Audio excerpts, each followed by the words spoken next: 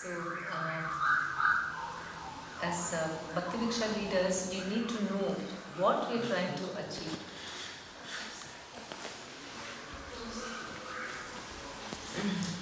As Bhakti Diksha leaders, we need to know what we are trying to actually achieve through the Bhakti Diksha program. Как лидеры Бхакти Врикши мы должны понимать, что мы хотим достигнуть как лидер программы Бхакти Врикши. Because if we know what is the entire range, our final goal, then we'll be able to, we'll have more conviction and faith in what we're doing. Если мы знаем, какова наша конечная цель, у нас будет больше веры в то, что мы делаем. Otherwise, we may do just because it is mentioned or your leader is asking you to do. А так получается, что мы просто это делаем, потому что нам сказали так делать. And you may wonder why is it important to do all this. И вы можете подумать, а зачем я должен делать все это, почему это важно? But the Bhakti Diksha is capable of reaching, the goal is very, very big. Но на самом деле конечная цель очень-очень большая и великая. But if you do small things in a proper way, then you can get this big goal. Но если вы будете маленькие вещи делать правильно, вы сможете достигнуть большой цели. Okay, so the first thing is that we want to create a vibrant, loving and caring Vaishnava community. Первая вещь – это то, что мы должны создать очень...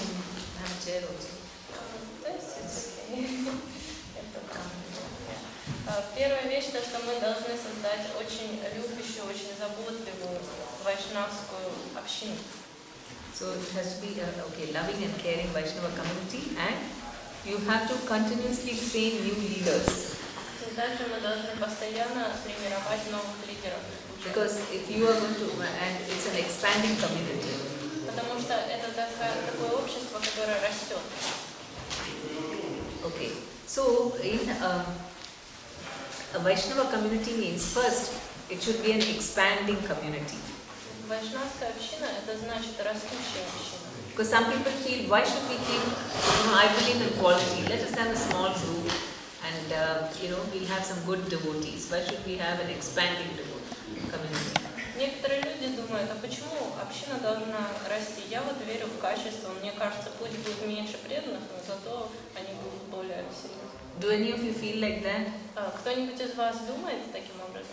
Let me have a small community and I'll train them nicely. Why should we keep increasing? Пусть у меня будет маленькая община, и я буду хорошо их обучать. Зачем мы должны постоянно расти, наша община? Anyone feels like that? Кто-нибудь думает таким образом? Yes, you feel like that? Иногда, да. Sometimes. Okay. So, Hare Krishna. Mataji, I think you're sector leader, no? That.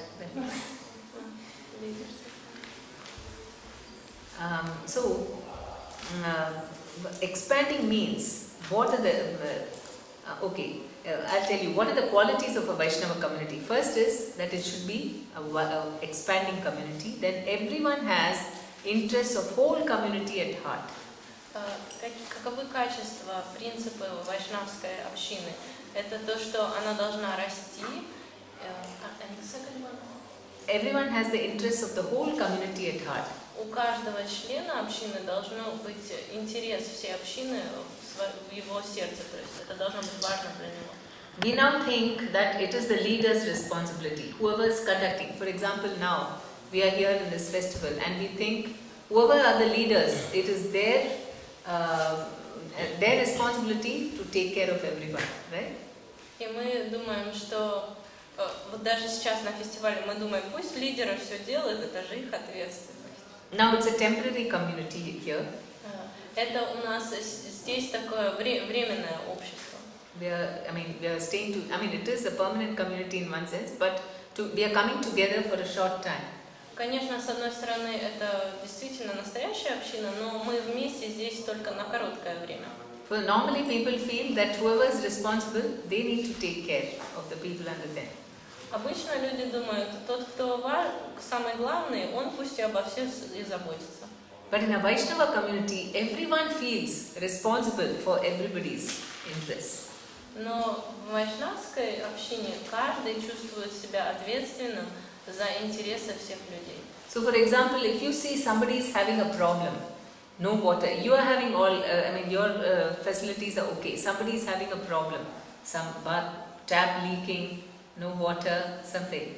Then you feel I should go to the leader and make sure that this person has everything proper. The water? Example, something is not working for another person. We don't think, well, what can I do about it? Or my things are okay, fine, no. But you are also concerned and you make sure that everything is okay for this other person also. Например, вы видите, у кого-то какая-то проблема. Например, там вода течет, там из крана вытекает, не работает. Вы должны позаботиться о том, чтобы кто-то это починил или сам должен починить. Okay, that is a Vaishnava community. And be your brothers and sisters keepers. That means you take care of all your brothers and sisters. Everyone takes care of all the brothers and sisters. So we are all like brothers. Yes.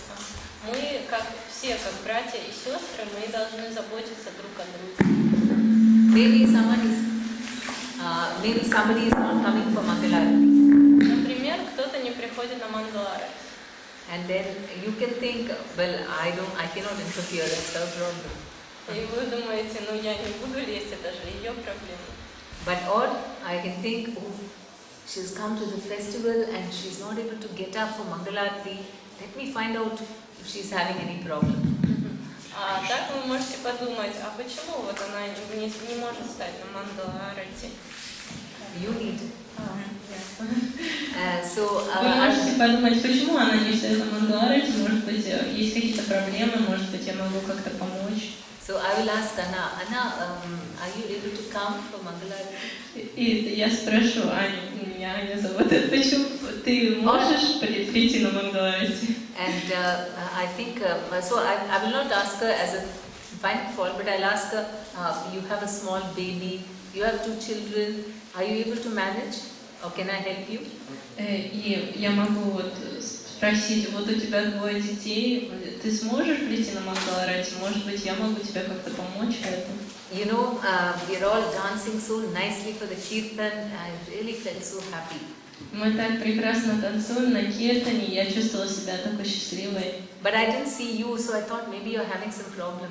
Но тебя я не увидела, я подумала, может быть, у тебя какие-то проблемы. Can I help you in some way? Могу я тебе как-то помочь? Then how will Anna feel? Как себя Аня будет чувствовать? Как я себя буду чувствовать? Мне бы это понравилось. Это просто моя ситуация. Прям Аня мне рассказывает. I said that you were talking about me. Okay. So how will you feel? I will feel like you care about me, so that you want me to. It's really cold in the tent, so I go home and I go back and home. Okay. So, but will you feel like attending? Yes. So Okay. I will feel that I'm needed and people care about me. Таким образом, я сказала, что я в таком случае, если ко мне обратятся с таким вопросом, даже если я не могу или не хочу вставать, то я почувствую, что я нужна в этом обществе и чтобы о мне заботиться. And then you love every member as you love yourself. Также мы любим каждого члена в Активриши как себя. We'll go into the details. I'll just give you important points. Мы будем обсуждать детали, а сейчас самые главные пункты. And sacrifice, and the results will be enduring. Если мы будем жертвовать, то результаты будут очень хорошими.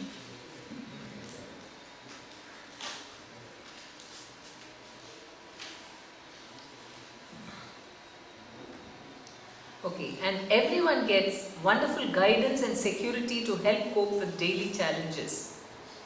That means everybody gets help to face day-to-day life. То есть каждому члену нужно помогать, то есть жить, то есть в жизни, даже повседневные какие-то вещи нужно помогать.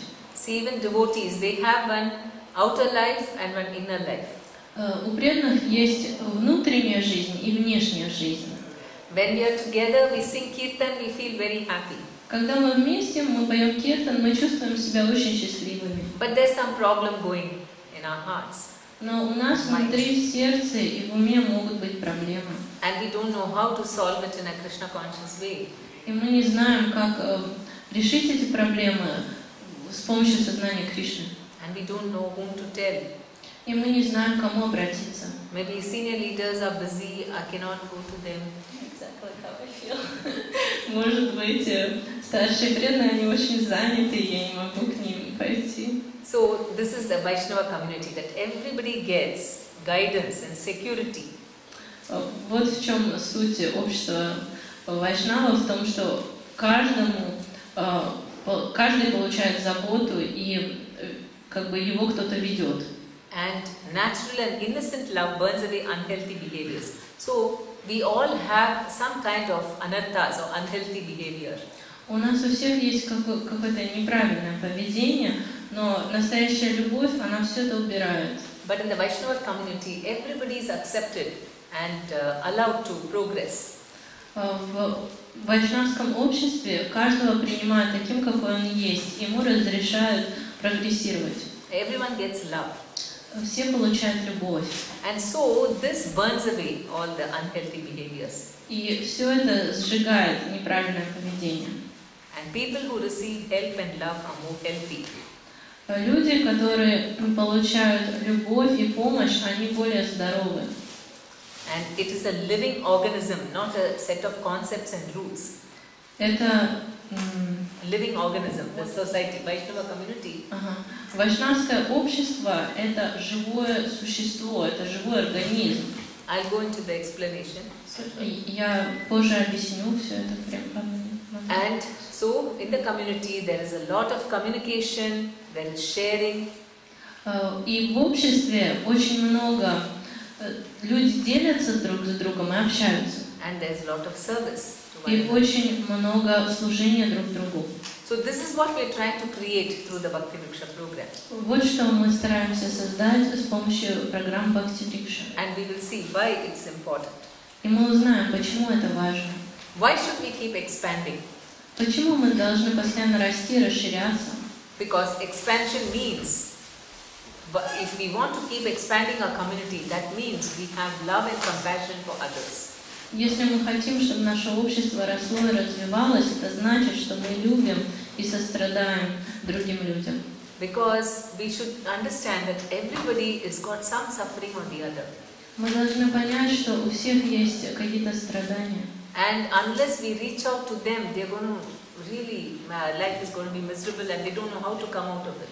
Если мы не окажем им помощь, то их жизнь будет ужасной, и они даже не поймут, что делать. They may take to alcohol, drugs.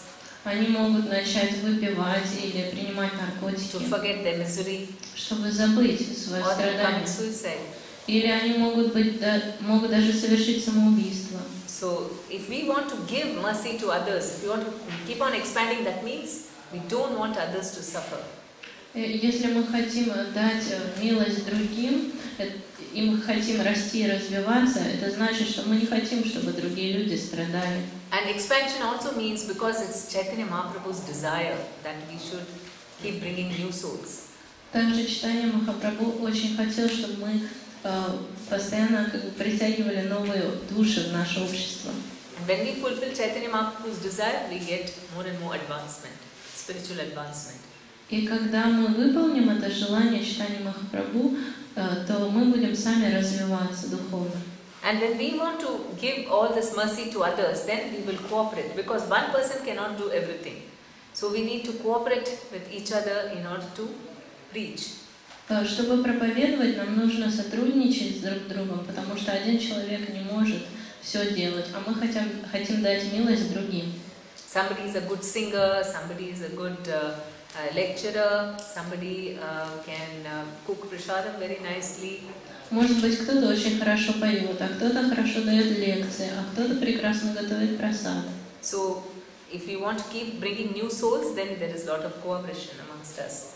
Если мы хотим, чтобы новые души привлекались к нашему обществу, то мы будем сотрудничать друг с другом. And if we have preaching as the focus, then everybody has got full engagement in service, full engagement in services. И если проповедь это будет нашей целью, тогда у всех будет служение и все будут сотрудничать. So slujение makes us happy, no?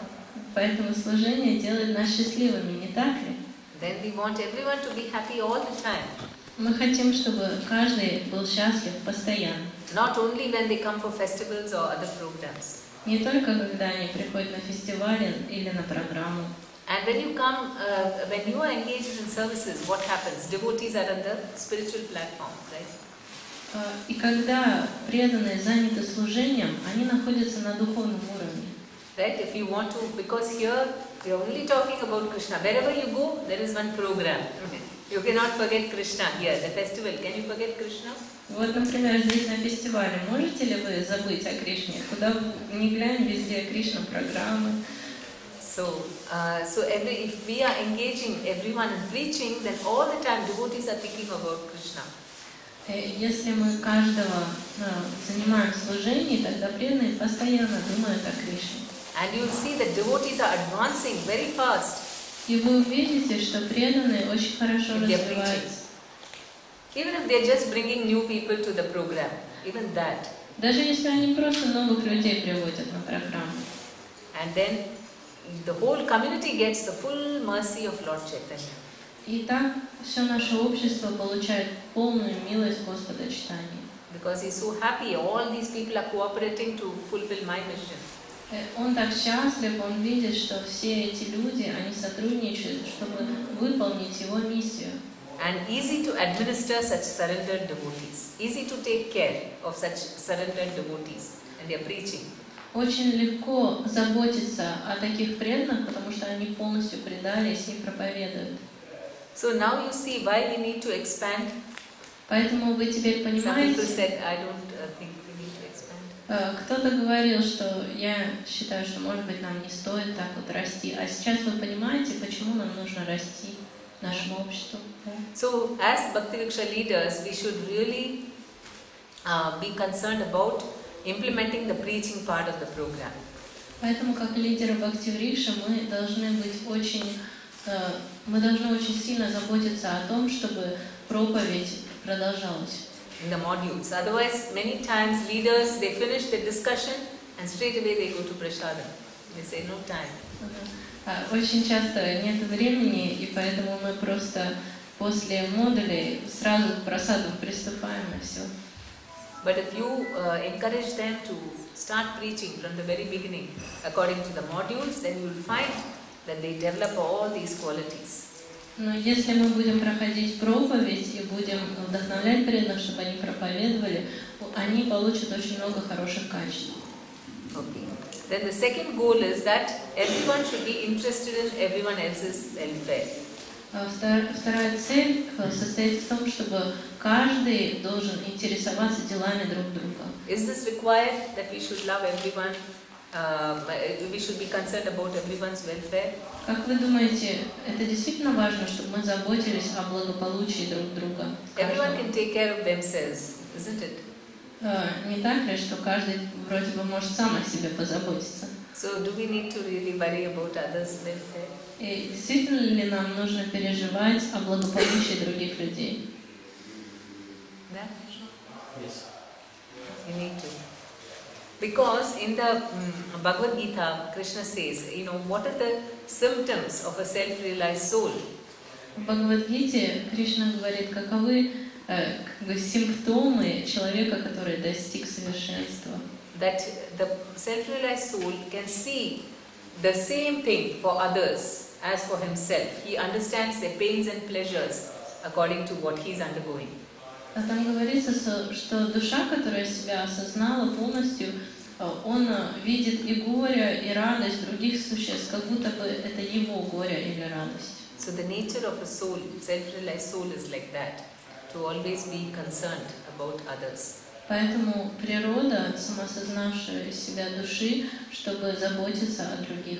Seeing everyone as parts of Krishna and so belonging to one's own family. Поэтому каждого нужно видеть как часть Кришны и понимать, что мы все одна семья. If we see Krishna as the father, then everyone is family. Если мы видим Кришну как отца, тогда все, получается, семья. And then it builds the service attitude. И это помогает нам понять настроение служения. And builds selflessness and non-enviousness. Everyone becomes selfless when they are interested in others' welfare. Итак, каждый станет бескорыстным. And they are not envious, they are not competing with others. И никто не соревнуется друг с другом, никто не завидует другим. So that's why in the Bhakti Vriksha we are having all these programs. I mean, different, like you have picnics and Vyuha programs, so many things, home visits. В программе Бхакти Врикша столько всего, например, пикники, вьюхи и просто прийти в гости друг к другу. We make all the members have close personal relationships. Мы стараемся, чтобы каждый член Бхакти Врикши, чтобы у него были отношения с другими преданными. It's not only the leader who's caring; he makes also the members take care of each other. Не только лидер заботится о других, он делает так, чтобы члены Бхакти Врикши тоже заботились друг о друге. And then he is making sure that everyone is engaged in some service, some responsibility. И также он каждому дает какое-то служение. And then you will find that all these members are developing these wonderful qualities. Итак, вы заметите, что все члены Бхакти Врикши, они развивают качества, эти замечательные качества. And they are going to be the members of the Vaishnava community. И они будут членами вайшнавской общины. And just by seeing them, by coming in contact with them, others are going to develop these qualities. И другие люди, которые увидят их и пообщаются с ними, они тоже будут развивать эти качества. Because they are going to become Bhakti Vriksha leaders in future. Потому что эти члены Бхакти Врикши, они со временем станут лидерами других Бхакти Врикш. Then, so if they take care of other people, then what happens? They have a higher goal in life and a higher taste. Если мы будем заботиться о других людях, то у нас будет высшая цель, высший вкус. Otherwise, normally people have very limited goals. Обычно у людей очень ограниченные цели. I have an altar in the house and I'm making prasadam for the Lord. У меня вот есть алтарь дома, и я делаю прасад для Господа. I'm chanting 16 rounds. Читаю 16 кругов. I'm earning enough money. Достаточно зарабатываю. I have a flat. У меня есть квартира. My family is okay. У меня хорошая семья. That's it. Вот и все. I'll go back to God at the end of this life. И я вернусь к Господу в конце этой жизни. But your goal is very limited. Но у вас цель очень ограниченная. The goal is yourself. У вас цель это It's all вы. about me. Вы думаете только о себе. But if I'm thinking my goal is to make everybody Krishna conscious. Но если я думаю, моя цель это сделать всех сознающими Кришну, then my goal becomes so high, isn't it? тогда моя цель становится такой возвышенной. And through that, I'm getting so much happiness. И я столько счастья получу от этой цели. When you think about others, then you feel more happy.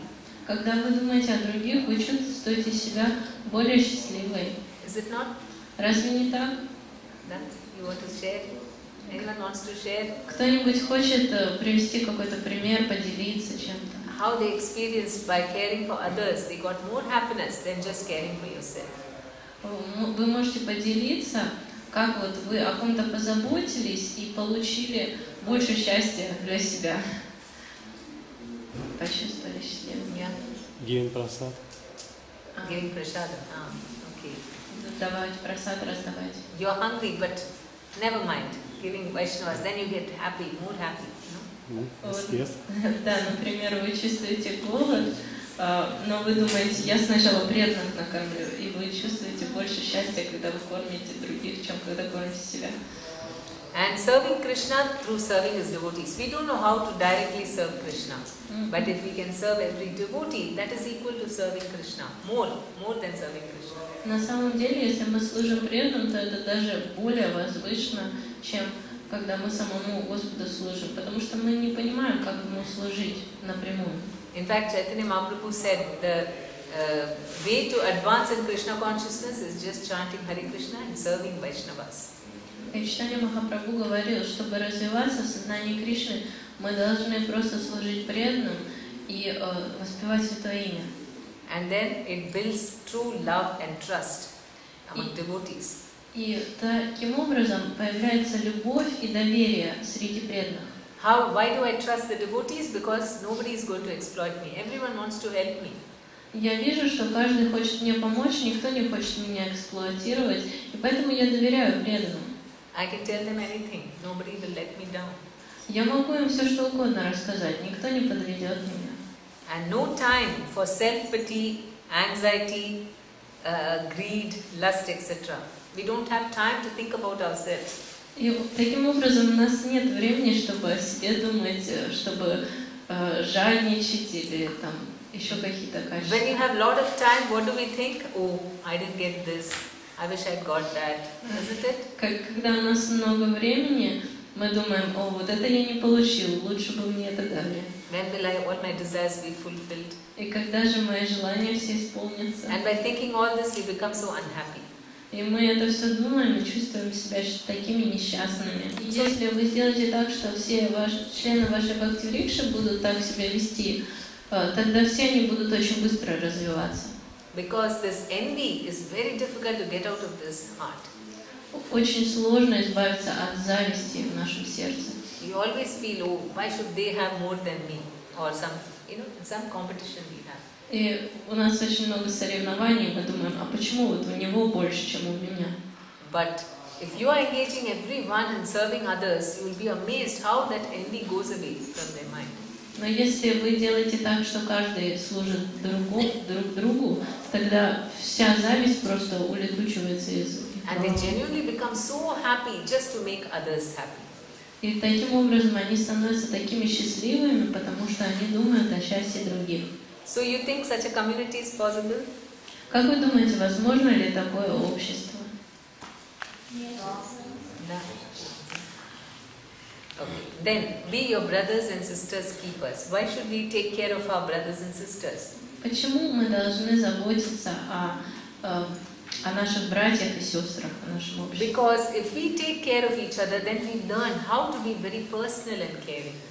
Потому что если мы будем заботиться друг о друге, мы тогда поймем, как развивать личностные отношения и как заботиться. After all, Prabhupada came to teach us just this personalism. He Nirvishesha Sunyavadi. He wanted to remove this impersonalism. Прабхупад пришел специально для того, чтобы убрать имперсонализм, чтобы научить нас персонализму. So, if we start taking care of each other, then we learn what it is to be very personal. И когда мы начнем заботиться друг о друге, мы поймем, что такое персонализм, что такое личностная забота. Also with Krishna, automatically. Точно так же с Кришной автоматически. And this attracts the mercy of the Lord as we take up His mission. И таким образом это привлекает милость Господа, когда мы служим Его миссии. I may be very fallen. Может быть, я очень падшая. I have committed a lot of sins. Я столько грехов совершила. A lot of offenses. Очень много оскорблений. And I don't know how Krishna will be attracted to me. Я даже не знаю, как Кришна привлечется мной. But if I start helping others to become devotees, Но если я начинаю помогать другим стать преданными, then Krishna will immediately recognize, oh, here, see this wonderful devotee. и так Кришна тут же нас заметит, о, какой хороший преданный. He is helping me in bringing all these souls to me. Он так мне помогает и приводит других душ ко мне. And this, nobody who comes to the movement will leave. И никто, кто придет в наше движение, уйдет. Никто не уйдет. If you get this kind of love and care, will anyone leave? Как вы думаете, если вы получаете столько заботы и любви, вы захотите уйти? Will you leave if you get love and care? Вы уйдете, если вы получите любовь и заботу? Okay. And the loving atmosphere will attract so many more to join. И вот эта любовная атмосфера, она привлечет других людей, очень многих. We remember the first, we had the first, festival. It was in, what was the name of that forest festival we had? The winter festival. Yeah, Yes, in the tent. You were there? I don't remember. Okay. In that festival, there was so much of, loving, because the first time devotees were living together for so many days. And when their families, they were not interested in Krishna consciousness, but when they came and they saw that such harmony and love between the devotees, they were very attracted. They said, okay, we will start attending Bhakti.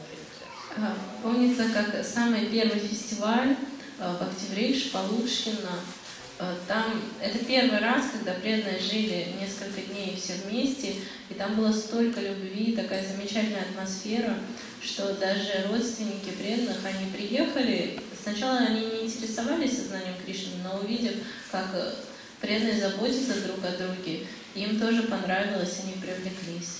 So we learn how to be proactive without interfering. И так мы понимаем, как можно быть активными, заботиться, но при этом не мешать. Because sometimes, you know, it's something personal and you cannot say, why don't you do this? I cannot, directly go and tell her. Иногда бывают ситуации, когда мы не можем просто прийти и сказать, а почему вот ты не делаешь так-то, так-то? But we can show some concern with that. Please come for Bhakti. We can show some concern without interfering. Но мы можем как-то показать нашу заботу, но при этом не потревожить человека. Like for example, I can say, if there is any problem, please tell me. I can help you in taking care, or if there is any help, I can do it for you. Например, можно сказать, если я могу как-то помочь тебе, пожалуйста, обращайся.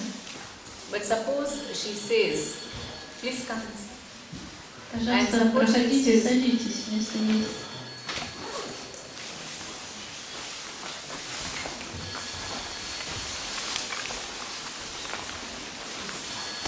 And she's got some other personal problem and she doesn't want to tell me that.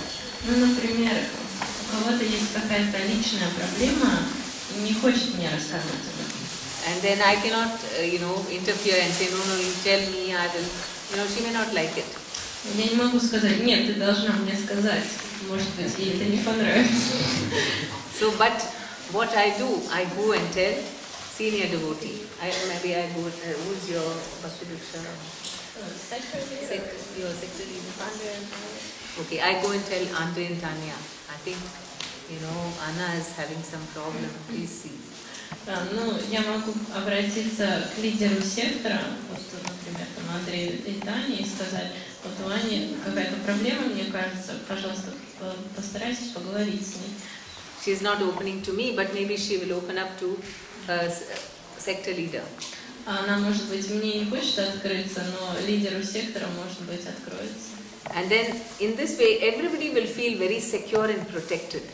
И таким образом каждый почувствует себя защищенным. Because I don't have to take care of me, all others are taking care of me. Потому что я не должен о себе заботиться, все остальные и так уже заботятся обо мне. If I have a problem, it's like children, Children are just going around. They are not taking care of themselves. It's their parents who are keeping watch for them. Например, вот дети, они же о себе толком не заботятся, они просто играют, а их родители заботятся о них. So everyone is taking care of others. Поэтому каждый заботится друг о друге. And someone else is taking care of me. А кто-то другой заботится обо мне. If I sneeze, then all the devotees, oh, what happened, take medicine. Если я один раз чихну, все преданные говорят, о, что случилось, срочно нужно лечиться. So in this way, you get taken care of. И таким образом о вас заботится. And it gives happiness to everyone to care for others. И это дает очень много счастья людям, что заботиться о других. The burden of caring is shared and not just on the leader alone. И вот это бремя заботы, оно делится на других людей тоже. Because normally what people do, oh, it's not my responsibility. We like to do as little as possible. Whatever I'm forced to do, that's all we do.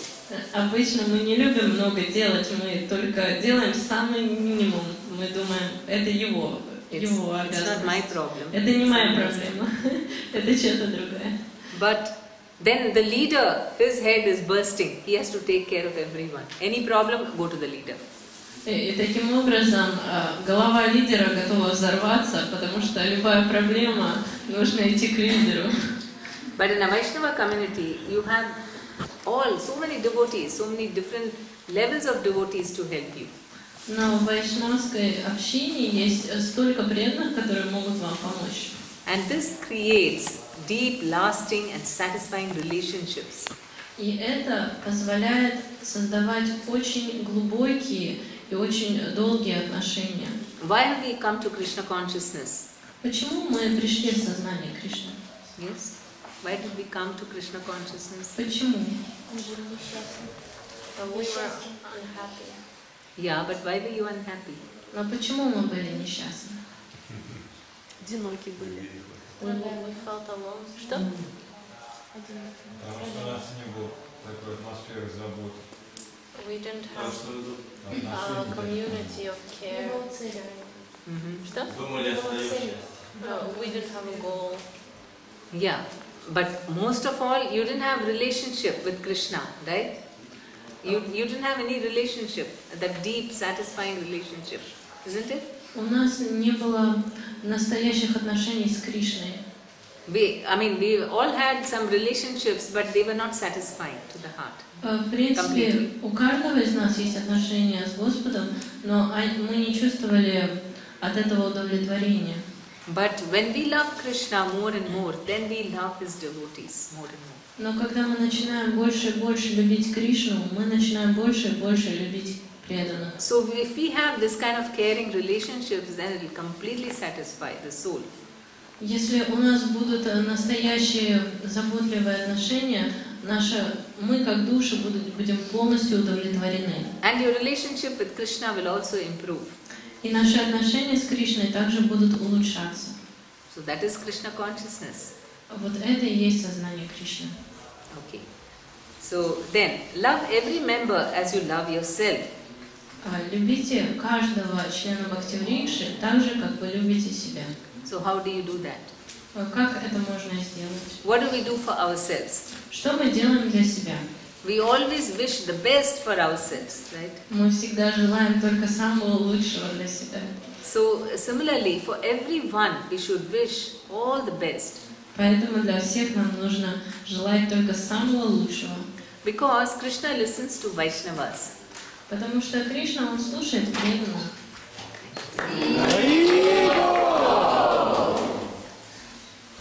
So even if somebody is very fallen, if a devotee recommends, please Krishna, give him your mercy, then Krishna is ready to listen. Поэтому даже если кто-то очень падший, но кто-то другой преданный молится за него и говорит, пожалуйста, Кришна, дай ему свою милость, Кришна начинает слушать. Because Indra, he did a big offense to Krishna and all the Vrajavasis. Индра совершил большое оскорбление Кришны и всех в Враджавасе. And actually Krishna didn't want to look at Indra at all.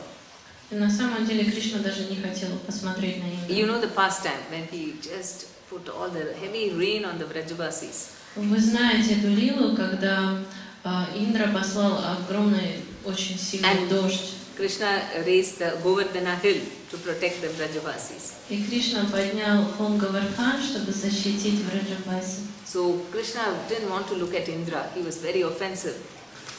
И Кришна не хотел даже смотреть на Индру из-за оскорбления. And Indra didn't know what to do, how to get forgiveness from Krishna. И Индра не знал, что же делать, чтобы Кришна простил его. And then he went to his guru, Brihaspati. И он пошел к своему гуру Брихаспати. And Brihaspati told him, you go to Surabhi cow. И Брихаспати сказал, иди к корове Сурабхи. She is very kind, and if she tells, Krishna cannot refuse. Она очень добрая, и если она скажет Кришне, тогда он не откажет. So likewise, Surabhi, when he went and Indra went and fell down at Surabhi's feet, lotus feet, then Surabhi, she felt very shy. Oh, why are you paying obeisances? You are Indra, and why you are paying obeisances to me? И Индра подошел к Сурабхи и принес ей свои поклоны, а она очень застеснялась, ты же Индра, как же ты мне поклоны приносишь? But when he, requested her, please tell Krishna on behalf of me to forgive me. И он попросил ее, пожалуйста, скажи Кришне, чтобы он простил меня. So Surabhi, she went and recommended to Krishna, please Krishna, it's okay, Indra is a nice devotee, you forgive him. Поэтому Сурабхи пошла к Кришне и сказала, пожалуйста, Кришна, прости Индру, он хороший, преданный. And just in one moment, Krishna said, okay, Surabhi, you are saying, okay, I forgive. И Кришна сказал, ну ладно, хорошо, если ты говоришь, Рафи, я прощу. So we can really recommend, we can pray for devotees, for everyone. Поэтому мы можем молиться за каждого, за преданного. And that is a very important way in which you can make your members grow in Krishna consciousness. Это очень важный путь, как вы можете помочь членам вашей бхакти-врикши возвыситься в сознании Кришны. Most of the time by prayer. Обычно это именно с помощью молитвы. Because it seems very difficult how to get out of all the mayas from their mind. Потому что кажется очень сложно вытряхнуть майю из их головы. But you keep praying to Krishna, please give them your mercy, give them your mercy, and then Krishna really gives the members. Но мы можем продолжать молиться. Пожалуйста, Кришна, дай им свою милость. Everyday prayer, you should not only for yourself and your family, but all your Bhakti Vriksha members or whoever you're taking care of. И на самом деле каждый день, когда вы молитесь, не нужно молиться только за себя, за свою семью, нужно молиться за свою бхакти-врикшу и за всех, кого вы опекаете. And also you must make it a culture in the group or bigger groups, whatever, in your Bhakti Vriksha groups, that anybody has got any problem, everyone should pray by chanting Hare Krishna mantra 3 times. Вы должны сделать такую культуру в своей бхакти-врикше, что если у кого-то есть какая-то проблема, нужно 3 раза повторить мантру Харе Кришна и всем вместе помолиться. Someone has a problem to chant. Например, у кого-то проблемы с тем, чтобы воспевать. Mind is wandering too much. Слишком ум беспокойный. Or somebody lost a job. Или, например, кто-то потерял работу. Somebody is having bad relationship in marriage. А у кого-то проблема в браке. Whatever it is, everybody chants and you will see how Krishna's mercy is on that person. Что бы это ни было, просто пусть все помолятся, и вы увидите милость Господа на этом человеке. And also, we always see only the good and bright things about ourselves. Right? И обычно мы как считаем, что очень много хорошего видим в себе. In fact, I don't remember any bad thing I did. На самом деле мы даже не помним что-то плохое, что я сделала. Я такой хороший. So like that, we should see only the good things in others also. Поэтому мы должны в других тоже видеть только хорошее. We ignore the not so good things about ourselves. Мы же игнорируем не очень хорошие вещи в себе. So what if I'm a little lazy? Ну ничего страшного, что я немножко ленивый. Sometimes in my anger I might shout at others. Ну иногда я гневаюсь на других. But still I'm a devotee, I'm a good person. Но я же преданный, я хороший. So likewise we should think about others. Вот точно так же нужно о других думать. So what if she fights sometimes? Ну и что, если она иногда ругается? And she is a little whatever. We get very angry. We see only bad things and we say, oh, this person, she fights. Мы видим только плохое в других. Мы смотрим на человека и говорим, это плохой человек, он все время ругается. But do we think like that? Oh, I always fight. I'm a very bad person. Но мы когда-нибудь о себе так говорим, я все время ругаюсь, я такой плохой. So similarly, you should think, so what? Sometimes she fights, but she's a nice devotee. Ну, поэтому мы должны думать, ну ладно, иногда она ругается, но она хорошая, преданная. And then we forgive ourselves very easily. Но мы себе очень многое прощаем. Even if I made mistakes, it's okay. Даже если я сделал какую-то ошибку, ничего страшного. I don't remember what I did. Я уже не помню, что я там сделала. So in the same way, we forgive others also. Точно так же нужно прощать других.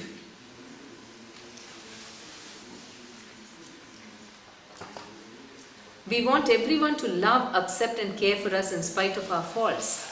Мы хотим, чтобы нас принимали такими, какими мы есть, чтобы нас любили и заботились, несмотря на наши недостатки. So in the same way, if you are accepting of every member in spite of their faults, it will have a big effect on them. Поэтому, если вы каждого члена Бхакти-врикши будете принимать таким, как он есть, несмотря на его недостатки, это будет очень хорошо влиять на него. Somebody is not chanting properly, he's always giving excuses why not to do things. Например, он постоянно придумывает, почему он ничего не делает. Or he's always finding fault with people. Или он все время находит недостатки в других. whatever it is, you just accept them and love them. Что бы ни было, вы просто принимаете его и любите его. And you'll be amazed at the change you bring in their hearts. И вы будете поражены, как его сердце начнет меняться. Because normally in the outside world, everyone is trying to look good outside. Why? Because they want to be accepted. Поэтому во внешнем мире каждый хочет выглядеть очень хорошо, потому что они хотят, чтобы их принимали. And they're very afraid to reveal all their bad qualities. Они очень боятся показать свои плохие качества. Because then they think people will reject me. Они думают, люди будут не принимать меня. But they feel very bad because they cannot be themselves. Но они себя плохо чувствуют, они не могут быть сами собой. And they're always telling lies Они постоянно врут, in order to be accepted. чтобы их принимали. But if you create this culture that you can say what you want, I will accept you. Но если вы создадите такую культуру, что вы можете все что угодно говорить, то, что вы хотите, я все равно вас буду принимать, Then everyone will start speaking the truth. все будут говорить правду. Everybody will be themselves instead of pretending. Каждый будет сам собой, и никто не будет притворяться. And we like some appreciation from others once in a while. Мы любим, чтобы нас иногда хвалили. Right? If Saying somebody really. says, oh, I liked what you did, or what are the appreciation we like? You were a very nice person, or you did something good. Yes, you're a very nice person, and I liked the service you did. Oh, you did wonderful prashadam, or whatever. You spoke nicely, or you sang nice, something. We like appreciation. Каждый любит, когда его ценят. Например, мы скажем, о, ты такой хороший, добрый человек, а ты вот очень хорошо спел или прекрасно приготовил просад. So like that, you give your members some appreciation. Так вы даете людям почувствовать, что вы их цените. For example, when you're conducting the class, if somebody answers, oh, very good, so tell them. Например, вы учите, и кто-то хорошо ответил, вы скажете, очень хорошо. And or if they did some service, very nice. I mean, you notice everything and appreciate them. So then they feel like doing more, serving more to Krishna. Нужно замечать каждое их служение и хвалить их, и таким образом они захотят еще больше сделать. We are very sincere in taking care of our own interests. Мы очень искренни в том, чтобы заботиться о своих интересах. Right? Whatever is good for me, I am taking care very nicely. Whatever is good for me, I am very sincere in taking care of that.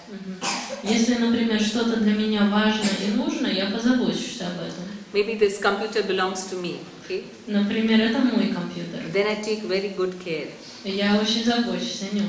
But say this computer is somebody else's. Но если это чей-то другой компьютер, I'm not concerned what happens. Right? мне не интересно, что с ним будет. But it shouldn't be like that. Но так не должно быть. That we, just as I take care of my own interests, this is Prabhu's computer, I should be very careful. Поэтому, независимо от того, чей это компьютер, я должна подумать, о, это компьютер Прабху, нужно очень аккуратно с ним обращаться. And we are happy to receive some help from others when we need it. И мы очень счастливы, когда нам нужна помощь, и нам помогают. So we also give help like that. Поэтому нам тоже нужно помогать другим людям. Maybe Anna's children are, they have they had cough and cold. Например, у Ани, у меня дети заболели. And she was very busy taking care of them. Очень была занята заботясь о них. And she had no time to cook. И не было времени приготовить. So then I asked Anna, how are you managing? Я спрашиваю, Аня, а как вот у Shall I тебя send you some получается? prasadam? Может быть, нужно тебе просад принести? Then she'll be so happy. И она будет так счастлива. When I need something and somebody gives me help, oh, I'm so happy. Поэтому, если мне что-то нужно, и кто-то мне помогает, я так счастлива. So we have to create this culture in the Bhakti Vriksha. Поэтому нам нужно создать эту культуру Бхакти-врикши. It's not just the philosophy. Это не только философия. But we have to live the philosophy. Мы должны жить по философии. And the leader has to not just build relationships with each person. Поэтому лидер, он должен не только с каждым выстроить отношения. But he has to make everyone also care for each other. Ему нужно сделать так, чтобы члены Бхакти-врикша все заботились друг о друге. We will discuss how to do, those practices which will bring about later in the system. We'll discuss that.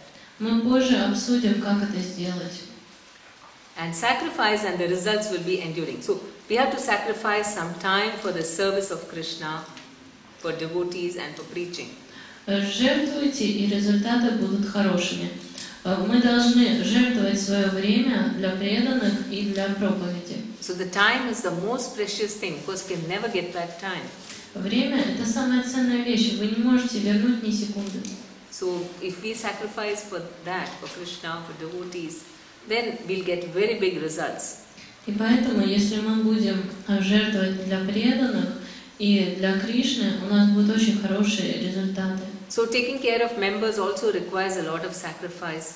Поэтому, чтобы заботиться о преданных, нужно много жертвовать. I have my children, I have my family, I have my job. У меня есть моя семья, мои дети, моя работа. And then I have to also call up all these members and ask them how they are doing. И мне нужно позвонить всем членам Бхакти-врикши и спросить, как у них дела. And it's too much. How can I do that? Ой, это слишком много. Как я это все успею? Right? Правда? But if you think, no, I want to care for them, there are methods how to do it. Но если вы будете думать, нет, я хочу о них заботиться, и вы получите какие-то решения. If in your mind you think, no, I cannot do it because I'm too busy. Если вы в уме думаете, нет, мне тяжело, я слишком занята, я не смогу. But if you think that, no, I want to help them, then you can find a way to take care of them. Но если вы будете думать, нет, я хочу им помочь, тогда вы найдете пути помочь им. We have some easy methods to do that.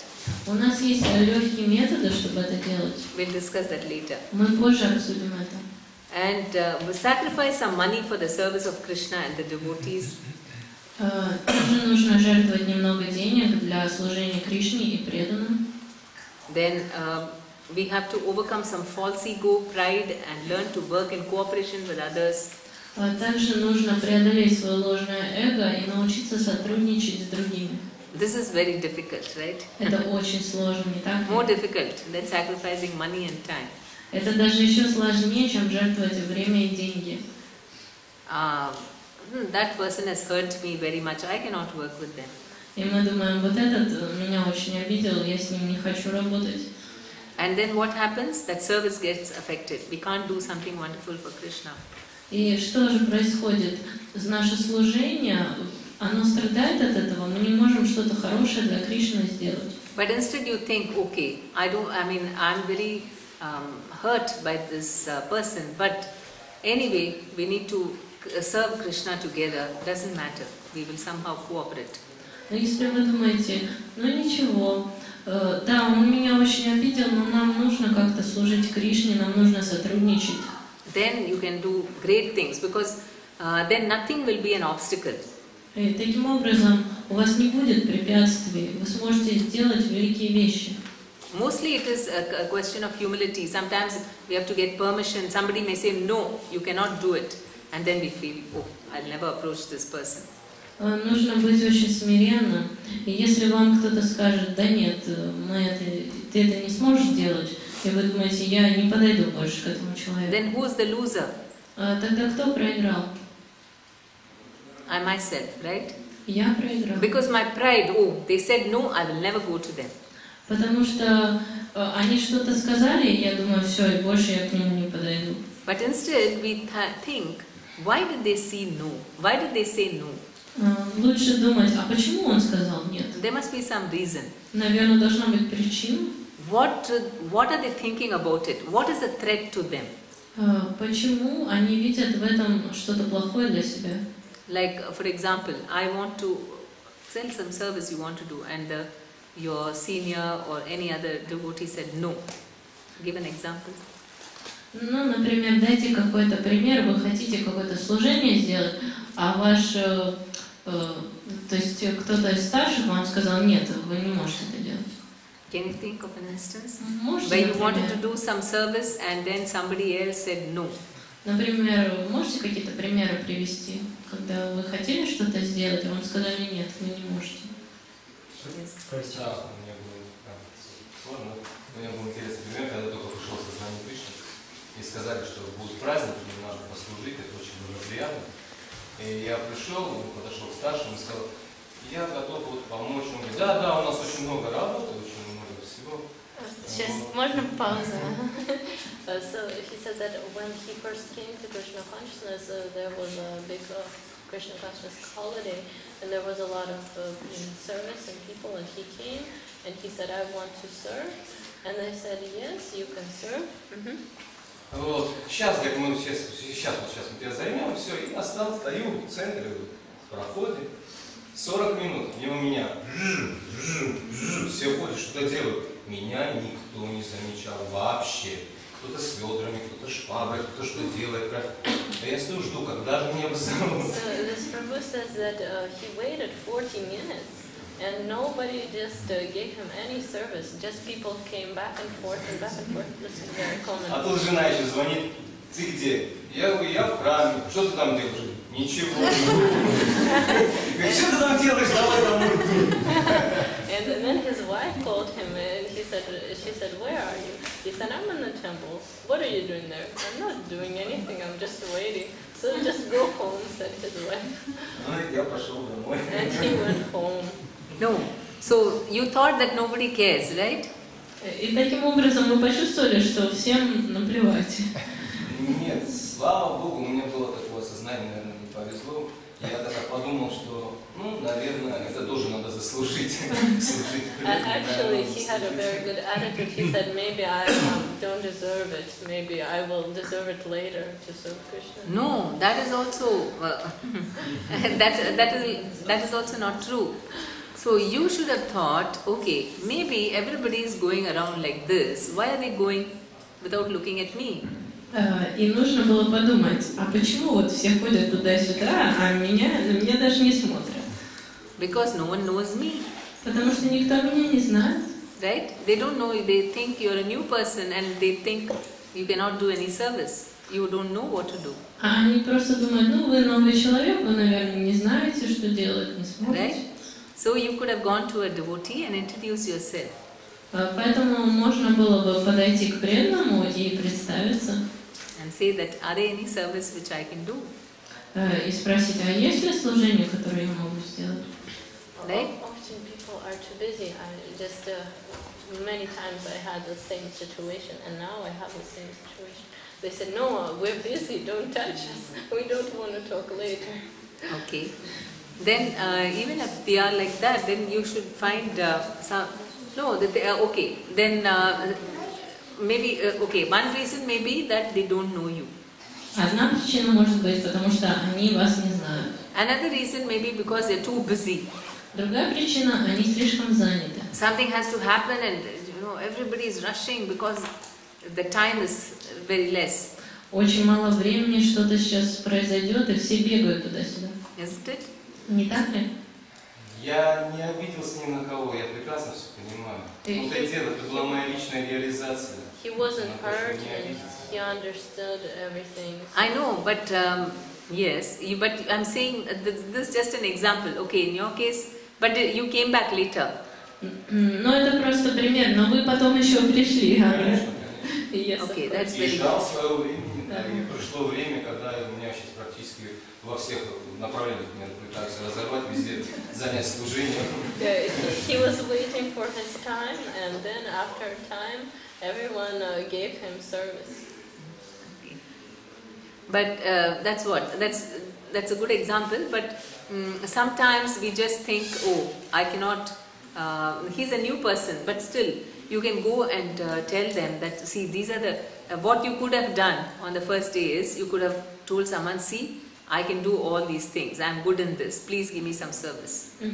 Вы могли тогда сказать, вот я умею делать это и это и это, пожалуйста, дайте мне служение.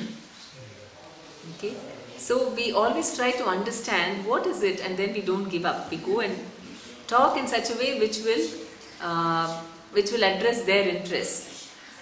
Нам не нужно сдаваться, нужно просто так разговаривать с людьми, чтобы они поняли нас. And then we sacrifice those things which will impede or obstruct our Krishna consciousness, which will stop our Krishna consciousness. We take away those things which are an obstacle to our Krishna consciousness. Нам нужно убирать вещи, которые являются препятствием в нашем сознании Кришны.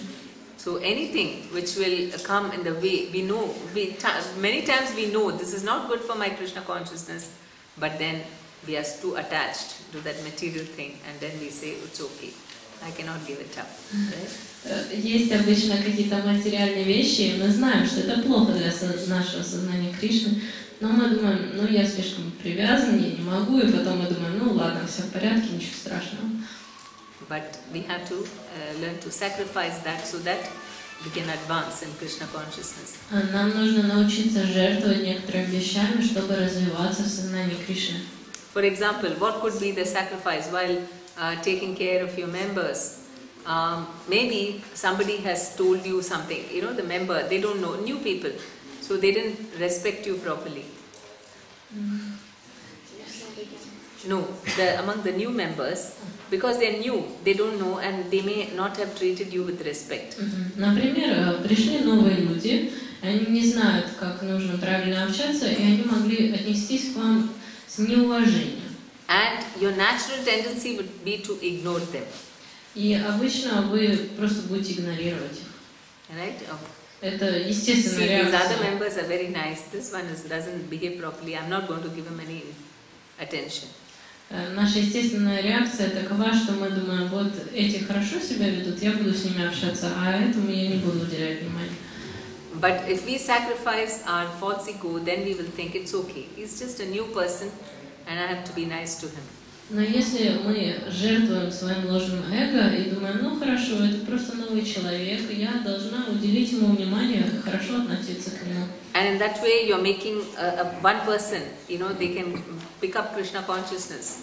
If you just ignore them, maybe that's it. They will not become Krishna conscious. Если вы будете игнорировать его, он может не стать преданным. Но если вы уделите ему внимание, он может прийти в сознание Кришны.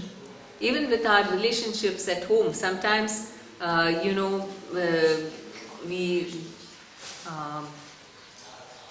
get upset with family relationships and so on.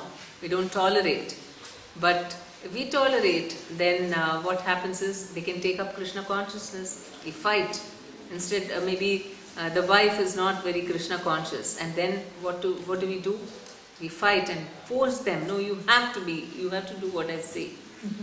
Например, в семье мы очень часто хотим, чтобы наша семья стала преданными, и вместо того, чтобы просто с ними как-то нормально общаться, принимать их такими, какие они есть, мы начинаем сражаться с ними. Например, муж в сознании Кришны, а его жена не хочет принимать, он пытается заставить ее стать преданной. But instead you tolerate, and then at the right time you encourage them to do Krishna consciousness, then it will help them. Но если проявить терпение и в правильное время постараться помочь ей стать преданной, вы таким образом поможете ей. Because sometimes, you know, the family people, they may not like Krishna consciousness, but if you're very loving, then over a period of time their hearts change and they come to Krishna consciousness. Например, очень часто так бывает, что сначала наша семья не интересуется сознанием Кришны, но через какое-то время, если вы очень любящий человек, они могут заинтересоваться. And sacrifice the comfort zone and always try to keep improving your devotional services. Comfort zone, we have to keep sacrificing. It is all nice. Now, in a week, I'm very comfortable. 2 days I do Krishna consciousness. 4 days I go to work and 1 day relaxation with my family. This is comfortable. Now nothing more than this. Нам нужно жертвовать своей зоной комфорта. Например, мы там 4 дня работаем, 2 дня служим, 1 день отдыхаем и думаем, ну все, мне больше ничего не надо, мне вот так нравится. And then my sector leader is saying, come 1 more day for something, doing service. Но лидер моего сектора вдруг говорит, давай еще вот 1 день будешь служить. No way, I'm not going to sacrifice this comfort zone. Но мы говорим, нет, я не собираюсь приносить жертву в свою зону комфорта. But then we can't make progress. Но тогда мы не развиваемся. So even though we get into a comfort zone, we have to try to come out of it. Keep on pushing ourselves a little more. Нам нужно стараться еще немножко себя возвышать над этим и жертвовать своим комфортом. Then, get wonderful guidance and security to help cope with daily challenges. Okay, so that's what, everyone gets guidance and support. Все получают советы и поддержку в том, чтобы решать свои жизненные проблемы. So you have to see that everyone has a senior to go to for being counseled. Вам нужно быть уверенным в том, что у каждого есть какой-то старший преданный, которому они могут подойти за советом или за поддержкой. So in the beginning, the Bhakti-Vriksha leader has to make sure that he is able to counsel all his members, or if he is not able to fully counsel, then he also takes him to a sector leader, chakra leader, like that. But в самом начале лидер Бхакти-Врикши должен сам всех консультировать, наставлять, советовать, или если он не может, тогда он может приводить людей к лидеру своего сектора. everyone has someone looking after their spiritual growth and advancement. У каждого должен быть человек, который заботится о его духовном развитии. So in the community also, in the beginning it's only Bhakti-Vriksha leader who's doing that. В начале это только лидер Бхакти-Врикши, который это делает. But then in the community, then other people are also taking care of each other. Но в вайшнавском обществе другие люди также заботятся друг о друге. Everyone has someone to guide and support them in their devotional services. У всех есть человек, который направляет их и ведет в преданном служении. So we need, and then application of Krishna conscious principles in their daily lives is taught and discussed regularly. Также нужно учить и обсуждать применение сознания Кришны в повседневной жизни. So this is very important. When we do the discussion questions, the application question, the leader has to really ask the member, not just something they give an answer and you take it. Нужно действительно каждого спрашивать, когда мы проводим Бхакти-Врикшу, вот эти вопросы, которые даются, как мы применяем сознание Кришны в нашей повседневной жизни. You have to see whether they are really speaking the truth from their heart. Вы должны понять, действительно они говорят правду из своего сердца. And you have to ask some leading questions to find out if they have any problems. Нужно задать дополнительные вопросы, чтобы понять, есть ли у них какие-то проблемы.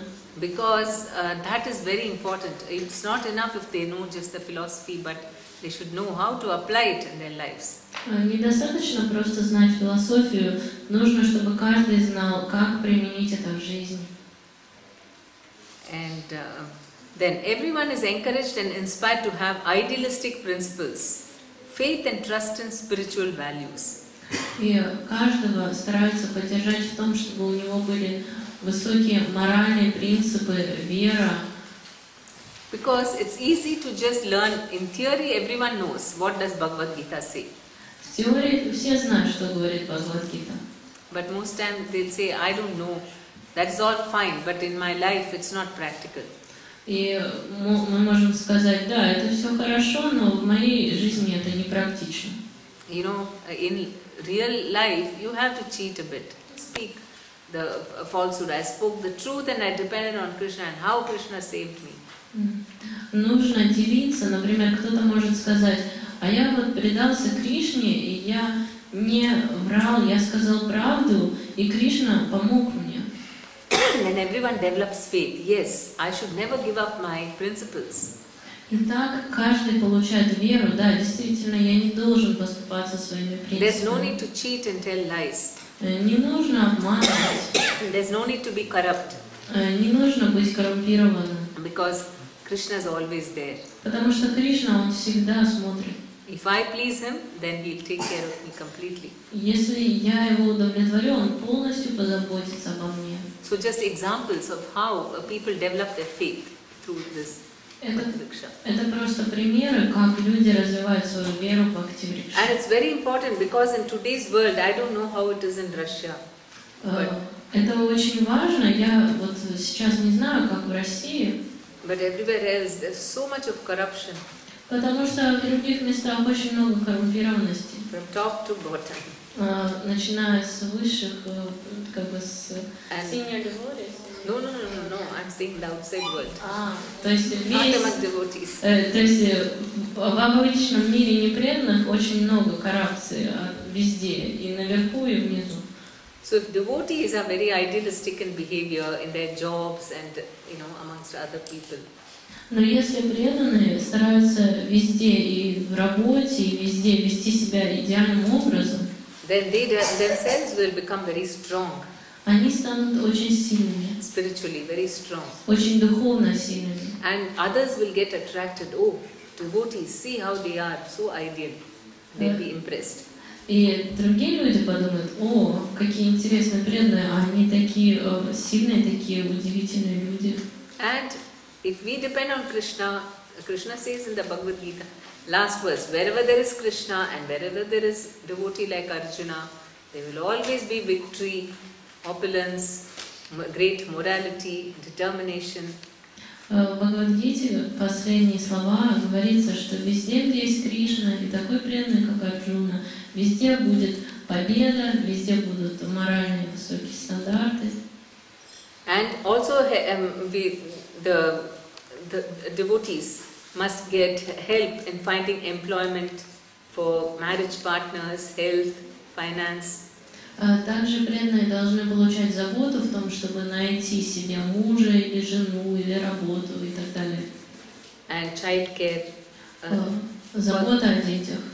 For the needy and deserving members. Для преданных, которые нуждаются в этом.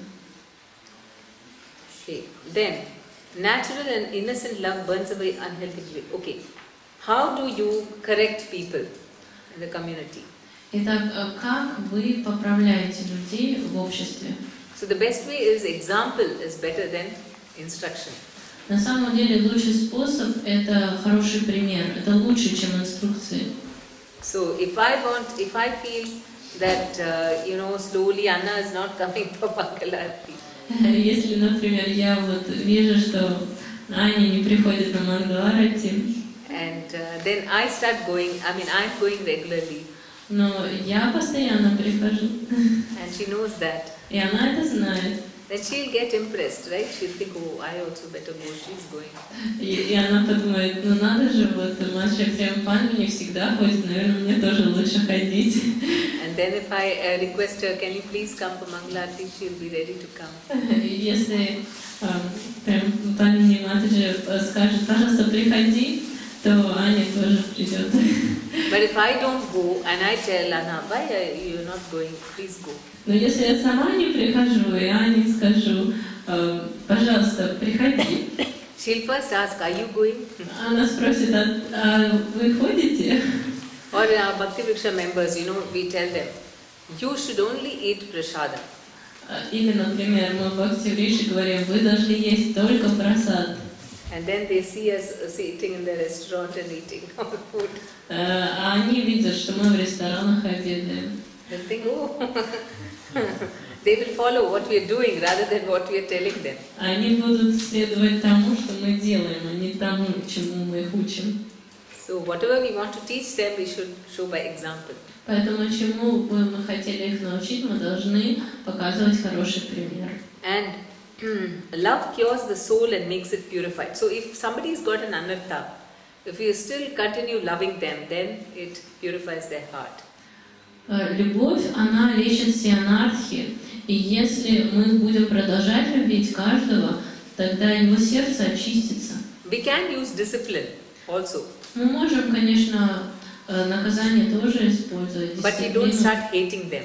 но мы не начинаем ненавидеть их. We hate the sin and not the sinner. Мы ненавидим грех, а не грешника. So then, it really touches their soul.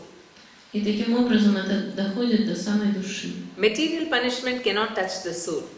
Материальное наказание не может дойти до души. Maybe one devotee has, physically hit some other devotee. Например, какой-то преданный вдруг стукнул другого преданного. So we can give some, discipline. Okay, for the next 2 weeks, you're not coming for any program. Мы можем, конечно, иногда сказать: хорошо, вот ты не должен 2 недели появляться на программах. till you promise that you're not going to physically hit devotees. Пока ты не пообещаешь, что ты больше не будешь бить преданных. But then he might out of fear stop beating. Но и он может из страха перестать бить. But if he has to feel ashamed, Но если ему нужно почувствовать себя, то есть что ему стыдно, we don't reject him, but we try to make him chant nicely. Okay, you don't come for the program, but you sit there and you chant nicely. Хорошо, может быть, ты не должен приходить на программу, но ты сиди здесь и старайся воспевать. Maybe somebody will come and read Bhagavatam with you. Может быть, кто-то придет и будет читать Шримад Бхагаватам с тобой. Then he feels the care. See, they've not rejected me, they love me. И он почувствует, что его не отвергли, его любят. And then his soul will be touched to reform. И его сердце, его душа будет тронута. So mere punishment without love cannot bring about lasting change. Поэтому просто наказание без любви не может действительно поменять человека. And corrective measures with love and care for their real welfare can make people want to reform willingly. Okay, I did that. Tolerating one another's shortcomings but helping to reform them will become the culture of the community. So everyone will learn, if you do like this, then everyone will learn that we tolerate each other's shortcomings and but we'll help them to reform.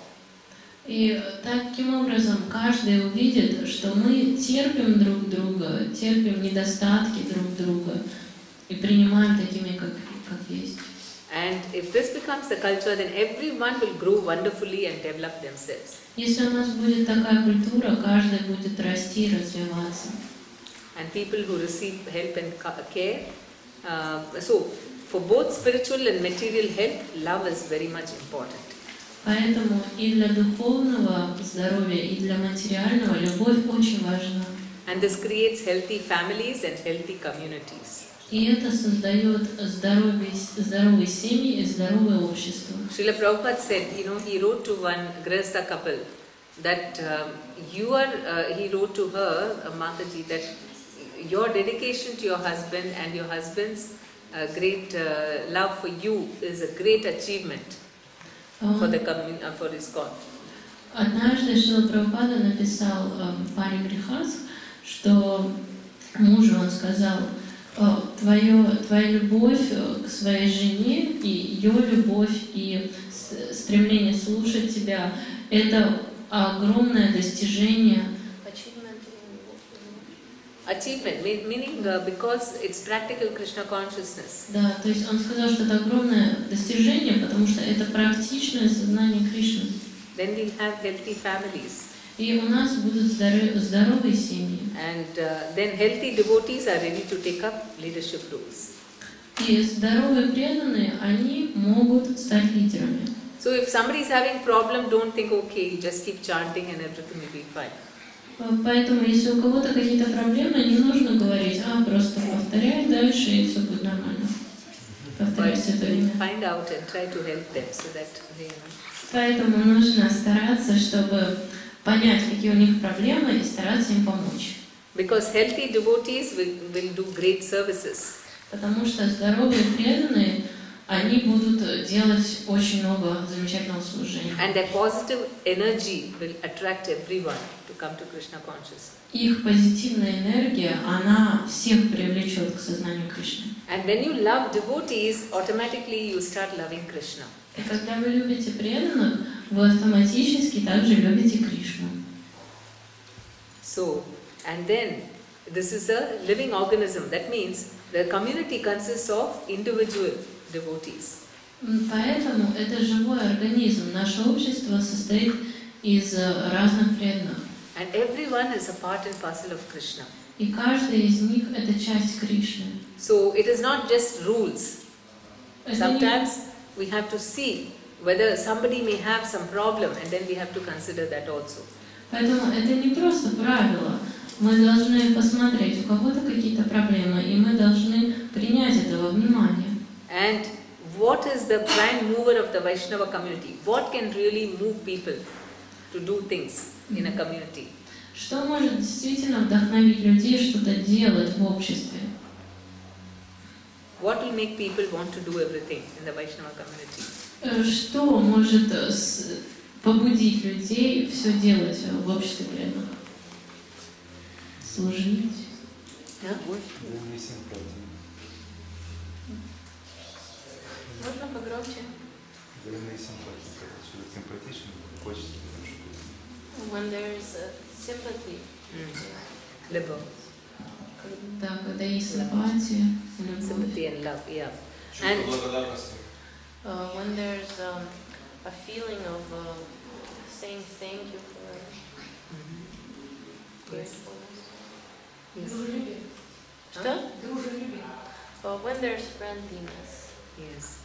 Friendliness. All this is a symptom of love. Все это симптомы любви, признаки любви. And so you cannot just hold a spiritual community just with rules. Вы не можете держать духовное общество просто с помощью правил. But everyone will start following things if they feel we are a family. Но каждый будет следовать правилам, если он почувствует, что мы семья. For example, okay, we've come to this festival, and the rule is that everyone should occupy, every family gets only one room. Okay, I'm just saying, not here. Just for an example, suppose we have gone for a festival and the rule is that every family should take only one room. Ну, например, мы там приехали на какой-то фестиваль, и там такое правило, что у каждой семьи есть только одна комната. But say someone wants an extra room. Ну, например, кто-то хочет еще одну комнату. If there is no feeling, no love for other members, Если нет любви к преданным, we'll try by hook or crook, I want one extra room.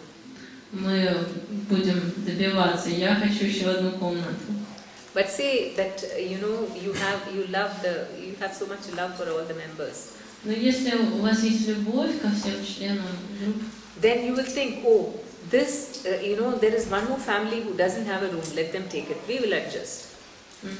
вы так подумаете, ну ничего, мы как-нибудь справимся, потому что есть семья, у которой вообще ни одной комнаты нет. So simply with rules you cannot control people. Поэтому просто с помощью правил вы не можете контролировать людей. But when they have a sense of family belonging, then they'll voluntarily follow rules. Но если они чувствуют, что мы действительно одна семья, они просто будут и так следовать правилам. And then it's very easy to organize and administer such surrendered devotees. И таким образом это предавшиеся преданные, их очень хорошо организовывать и занимать служением очень легко.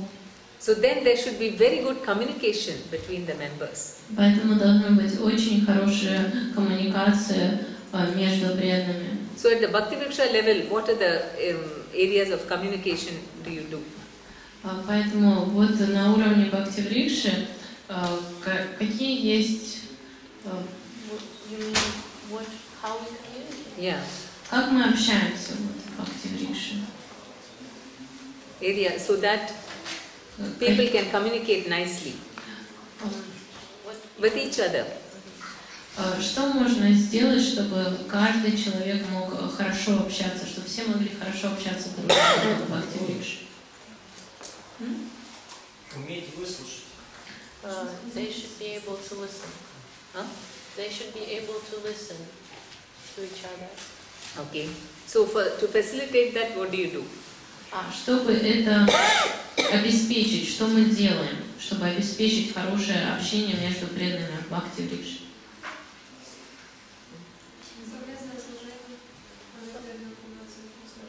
When people have a service together. Okay. Yes. Когда преданные собираются на какое-то, неклассное мероприятие, и когда просто звонишь преданным, не по поводу такого служения, а просто чтобы спросить, как дела, они получаются друг с другом. When there's some kind of a thing that devotees do, not just Bhakti-Vriksha, but maybe go somewhere or just call each other, just to find out how they're doing. Okay.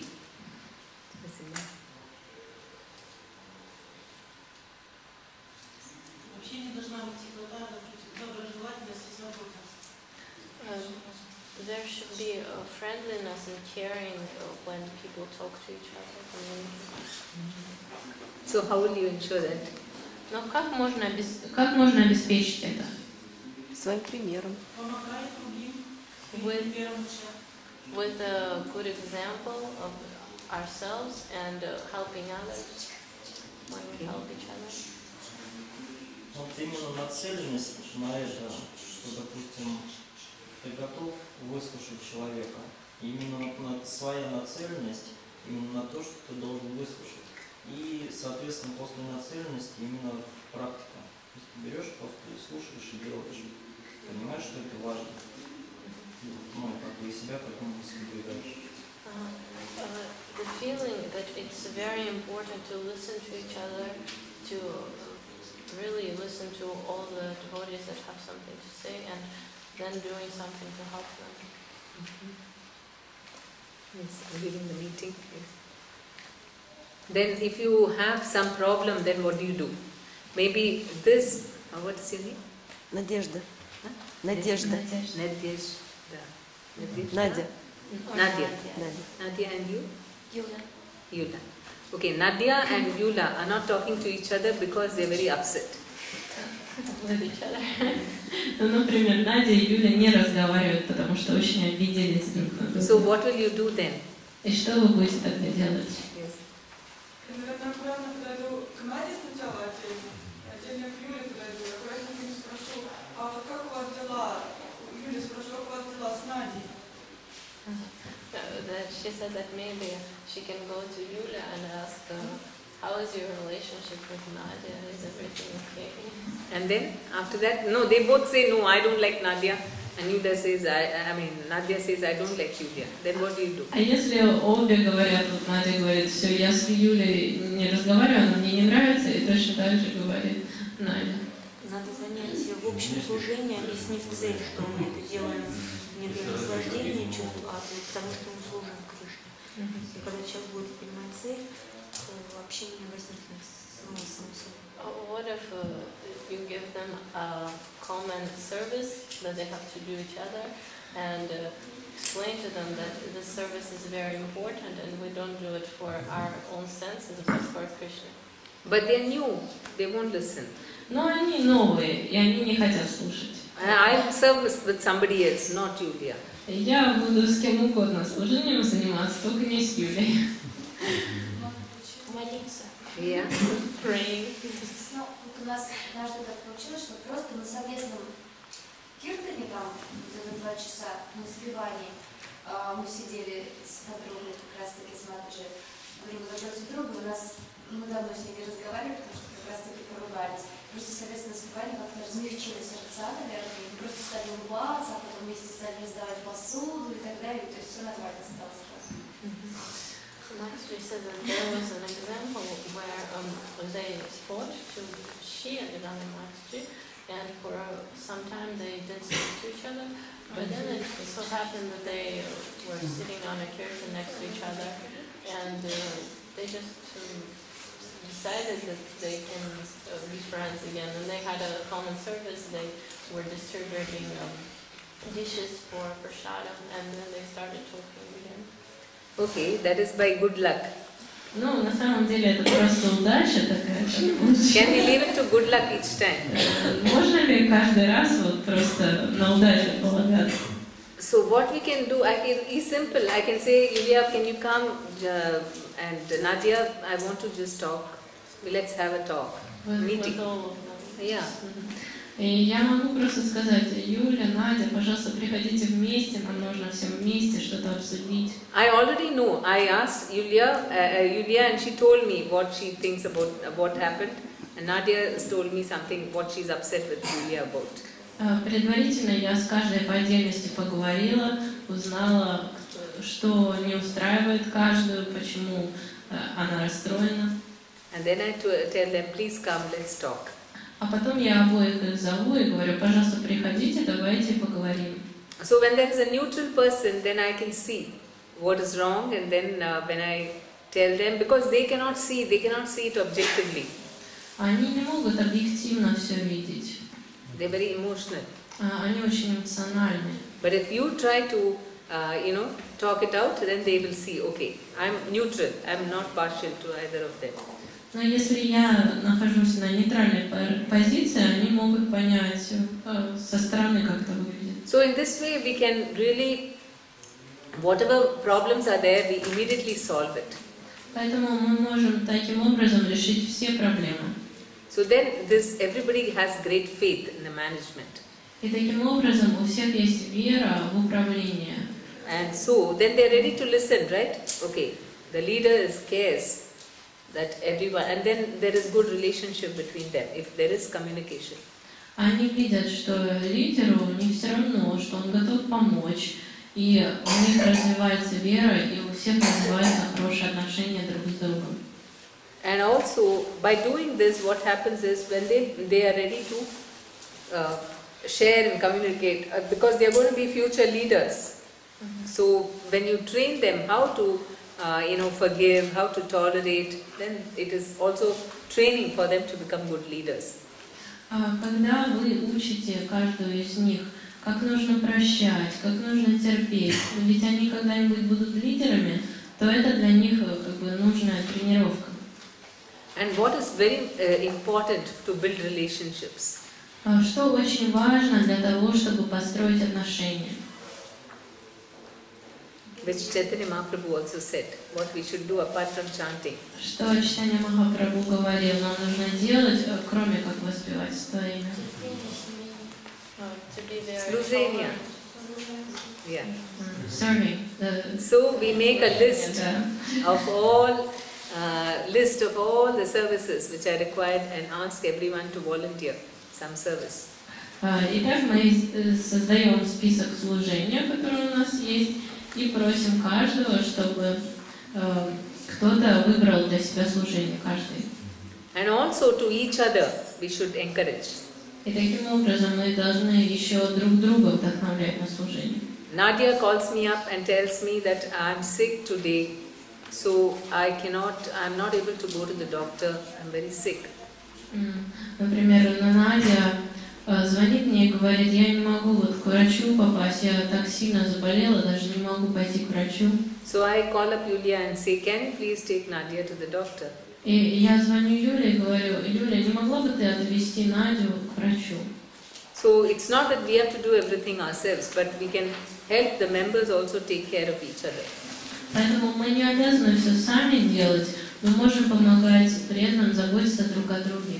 And you'll find amazing results in the members. И вы увидите удивительные результаты в членах группы. Because they become real devotees. Потому что они становятся настоящими преданными. Not just, they know all the slokas, or they're very learned, they know all the philosophy. Не просто так, что они знают всю философию, знают шлоки. Or someone sings very well. Или кто-то хорошо поет. Those are all just very small, qualities of a devotee. Это очень маленькие качества преданного. The real quality of a devotee is love. Настоящее качество преданного – это любовь. Krishna Prema, that's what we are, that's the goal. Цель – это Кришна Према. So this is how Bhakti Vriksha will create a very loving community. Вот таким образом Бхакти Врикша создаст очень любящее общество. So any questions? Есть ли вопросы? Можно вопрос? Честно, да, последний? Да. Мата же говорила, что нам нужно видеть в каждом человеке хорошие вещи. You said that we need to see only good things in each person. С позиции разума я понимаю, что должен смотреть позитивно на людей, но ум настолько неконтролируемый. Вот, например, я вижу человека, закуришь, я пришел и закурил, мне сразу ум такой, вот негодяй курит, а разум говорит, ну все бывает, начинаешь исправиться. и ум золотой. Секундочку. He said that my intelligence knows that I should look only good things. But for example, I see a person goes to Bhakti Vriksha, but he smokes, and I think, oh, he's such a bad person. So my mind is so uncontrolled that I cannot see good things in people. It's hard. То есть, когда все разумом объясняют, что как бы все хорошо, человек очистится постепенно, но потом сразу думает, ну, как бы, ты же все понимаешь на самом деле, не гоняете. Как избавиться от этого ума, от такого мышления ума негативного? Мы не контролируем, не знаю, что с ним делать, когда это слушать. My intelligence tells me that he's a new person, he will slowly get cleansed of his smoking. But my mind is saying this is a really, really bad person. And so what do I do with my mind to control it? No, it actually that means you don't have enough faith in the holy names. Это просто значит, что у вас не хватает веры в Святое Имя. Because the real wealth of a person is how much faith they have in the holy names. А наше богатство состоит в том, сколько у нас веры в Святое Имя. If somebody is chanting, then it's very, very powerful. Если кто-то воспевает, то это очень-очень могущественно. These sinful activities will go in 1 minute. Все эти какие-то греховные вещи, они уйдут за 1 минуту. Someone may not be smoking at all, but if they're not chanting Hare Krishna, what's the use? Например, кто-то может вообще не курит, но если он не воспевает Харе Кришна, то в чем смысл? Ну, не курит. So, even if someone has got a lot of bad qualities, but if his heart is easily taking to Krishna consciousness, then he is much more advanced. Но если кто-то даже курит, и в нем много плохого, но он привлекается сознанием Кришны, то он намного более развитый духовно. So, the value, what values we have, we should see how eager are people to take to chanting. Мы должны смотреть на то, насколько человек действительно хочет воспевать Святое Имя. That is more important. Это самое важное.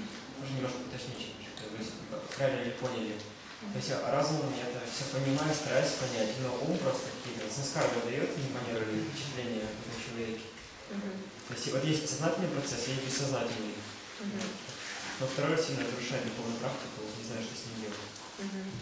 But he still says that he wants to control his mind, and he wants to know how he should control his mind, because his intelligence is also working and he understands all this with his intelligence, but his mind is interfering and finding fault with him. Yeah, but what is your mind saying? Why does your mind consider someone who is smoking as bad? Но почему ваш ум говорит, что человек, который курит, плохой? Why do you consider it bad? Почему вы считаете, что это плохо? Наверное, считаю себя сразу лучше его. He said, I feel that I am better than him because I don't smoke. What is bad about smoking? Но в чем, то есть грех того, что человек курит, насколько, почему это плохо?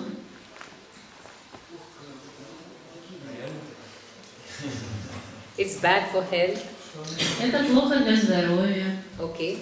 But why do you consider that someone who is smoking is a very bad person? Но почему вы считаете, что человек, который курит, очень плохой человек? Я как раз так не считаю, но ум так считает. Prabhu that he feels that he doesn't feel, but his mind feels like. I know. Why does your mind consider someone smoking as bad? Но почему ваш ум считает, что если человек курит, он обязательно плохой? Видел человек, который курил, возможно, и что-то сделал плохое для меня, получается. Поэтому он начинает думать, что он плохой. Самскар. Maybe it's some kind of samskar that someone in his life who was smoking did something bad, so now he thinks that all people that are smoking are bad. Is that the reason? Это в этом причина. Я честно не знаю, такая субстанция контролируемая, сложно понять, что берется. he said that he doesn't know that his mind is very uncontrollable and it's very hard to find out. Okay, so if you think that actually you may be smoking is okay. There may be many reasons why he took to smoking. То есть курение может быть от разных причин, очень много могут быть причин, почему человек начал курить. Maybe just association. Может быть просто из-за общения. Maybe he had some anxiety in life. Может быть у него было много беспокойства в жизни. And to overcome that he took up smoking. И чтобы преодолеть это, он начал курить. And so it is just another sense gratification. Поэтому это просто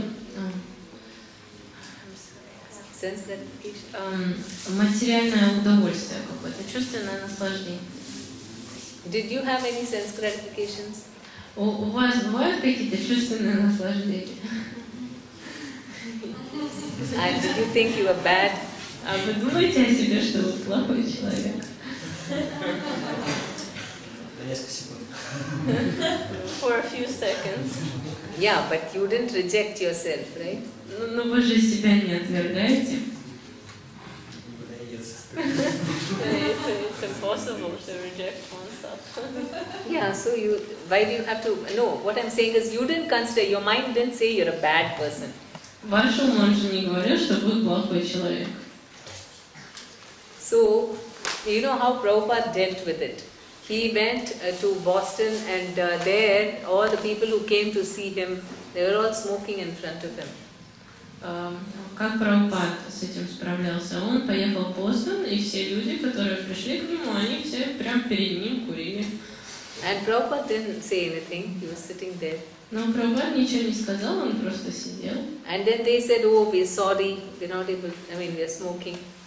И они сказали, извините, пожалуйста, но мы вот курим, ничего не можем поделать. And Prabhupada said, no, don't think anything about it, doesn't matter. А Прабхупад сказал, да ладно, ничего страшного, не думайте об этом. And because you can imagine how he must have felt disgusted sitting amid so much of smokers. Вы можете себе представить, как он чувствовал себя, сидя в комнате со столькими людьми, которые курили перед ним. But he didn't think they were bad.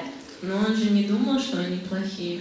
Because if we see just the external body, we will think like that. Если мы видим только внешнее тело, мы можем подумать так. But Prabhupada saw their souls. Но Прабхупад, он видел душу. Which soul is a smoker? Есть ли душа, которая курит? So then Prabhupada only saw their soul, so he had so much love for them. Прабхупада, он видел только душу, поэтому было столько любви до каждого. And he tolerated all their mistakes. И он просто терпел все их ошибки. And that is why they loved Prabhupada so much.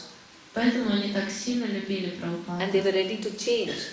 И они были готовы измениться. Can you imagine his disciple Shyam Sundar Prabhu, maybe before initiation, but he was smoking for a long time, for many months after coming to Prabhupada. Представляете, Шьямасундара Прабху перед инициацией многие месяцы он курил, даже после того, как он встретил Прабхупаду. And then he said, oh Prabhupada, he was good in carving, so he said, I'll carve the Jagannath. Он очень хорошо умел делать все из дерева, и он сказал, я хочу сделать божество Джаганнатхи. And one day, Prabhupada went to see how much he had done, how much carving he had finished. Прабхупада пришел посмотреть, насколько он выстрогал божество, насколько готово. And as soon as he opened the door, и как только он открыл комнату, what he saw was a pack of cigarettes on top of Jagannath. Что он увидел? Сигареты лежали прямо на голове Джаганнатха. And what would you have done? А что бы вы сделали? Here is a bad man. Push him out. No more. You're not going to do this service, right? Представляете? А что бы вы сделали? Вы подумали, ой, это ужасный человек, его надо вообще выгнать, все, забрать у него служение. But Prabhupada instead, he went and he said, please remove that. Но Прабхупад сказал, пожалуйста, убери сигареты. This is Lord. And so he told them, please, this is Lord himself, so you should be careful. А он сказал, ну это Господь, поэтому, пожалуйста, будьте осторожны с ним. So Krishna is very kind. I mean, he wants, see, he was so much dedicatedly serving Krishna. The Shyamsundar Prabhu, he was so committed to completing, he was calming Jagannath. Понимаете, Шьямасундара Прабху, он очень старался служить Господу таким образом, изготовляя божество. And Prabhupada only saw that spiritual quality. И Прабхупада увидел только это духовное качество. And so in the beginning, because he was so tolerant, then they fully surrendered to him. И поэтому, так как он был настолько терпеливым, они со временем полностью предались ему. Okay, so you see the soul and think that nobody does these things purposely. Поэтому вы смотрите, как бы видите душу и думаете о том, что никто не делает это специально на самом деле. It's only because of forgetfulness. Это просто из-за забывчивости. Maybe I might do something worse. Может быть, я даже еще хуже что-то делал. Then we will remain humble always. И тогда мы всегда будем смиренными. That fear that I can do something worse than all these people. Мы должны понимать, что я, может быть, что-то еще хуже делал, чем эти люди. Then it will keep us humble. И это сохранит наше смирение.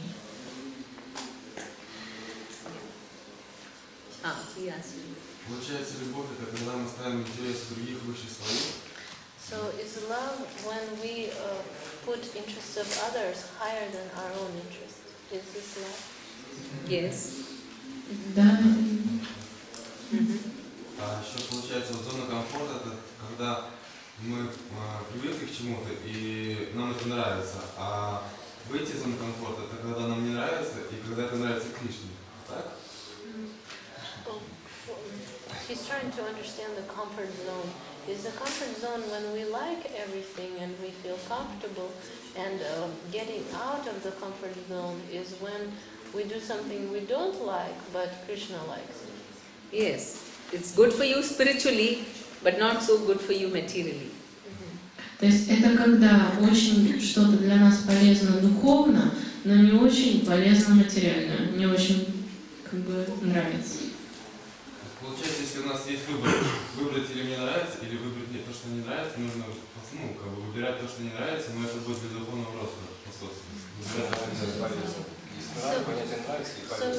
So should he choose something that he doesn't like for spiritual growth rather than something he likes? No, it's not like that. It's not negative like that. It's just positive. Whatever is good for your Krishna consciousness, that you choose. Все не так негативно, на самом деле все позитивно. То есть все, что для вас благоприятно духовно, вы это принимаете. Maybe you like what is good for spiritual life. Может быть, вам нравится то, что благоприятно для духовности. Like eating prasadam. Например, вам нравится кушать прасад? So, yeah. Как избежать эксплуатации в преданного служения? Эксплуатация со стороны преданного. Со стороны преданного, да. Когда переход уже, наглость когда появляется. Sometimes when we serve devotees, they can exploit us. And how should we deal with it and avoid it? What kind of exploitation? Ну, как, например, эксплуатируют? Когда человек уже просит гораздо больше, чем, наверное, ты можешь ждать. When a person asks for much more than he really needs. For himself or for Krishna? Для себя или для Кришны? Для себя, конечно. For himself. В этом есть эксплуатация, если для Кришны такая. If he would ask for Krishna, then there would be no exploitation. No, that is, as leaders, we should not exploit. That's one thing. We don't demand any services for ourselves. Everything is for their own advancement. I think that Prabhu was talking about not that he shouldn't exploit others, but maybe that some senior is exploiting him. Yeah, but the thing is that general rule is that we don't ask people to serve us. We are asking everyone to serve for their benefit, not for our benefit. Общее правило таково, что мы не просим людей, чтобы они нам служили. Мы просим их не для собственного блага, чтобы они не для нашего блага, а для ихнего блага. Even if you are taking some service from your junior, it is only so that it will help them spiritually. Даже если младший преданный служит вам, это не для вас, это для него, чтобы ему помочь. This is very important as a Bhakti-Vriksha leader, because you are taking care of them, then the members also want to do a lot of services. Это очень важно, например, если вы заботитесь о членах Бхакти-Врикши, они тоже хотят что-то сделать для вас. So whatever voluntarily out of love they want to help you, that is fine. Поэтому, если они хотят из любви вам помочь, что-то для вас сделать, это хорошо. But in the list of services, you cannot put some things. Come to my house and clean my house, take me, drop me here, take care of my children. You can't put one list like that.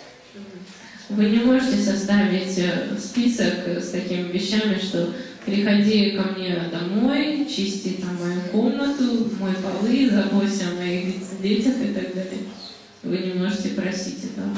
They may out of love want to help you sometimes if if you're having a problem. Они могут из любви, конечно, хотеть вам помочь, если у вас проблема. But we don't treat them like our servants. Но мы не должны как-то к ним относиться, как будто это наши слуги. Prabhupada said that we call each other Prabhu. That means you're my master. Прабхупада просил нас называть друг друга Прабху, то есть значит мой господин. Does that answer? I mean, we are talking about how to be good leaders. Мы говорим о том, как быть хорошими лидерами.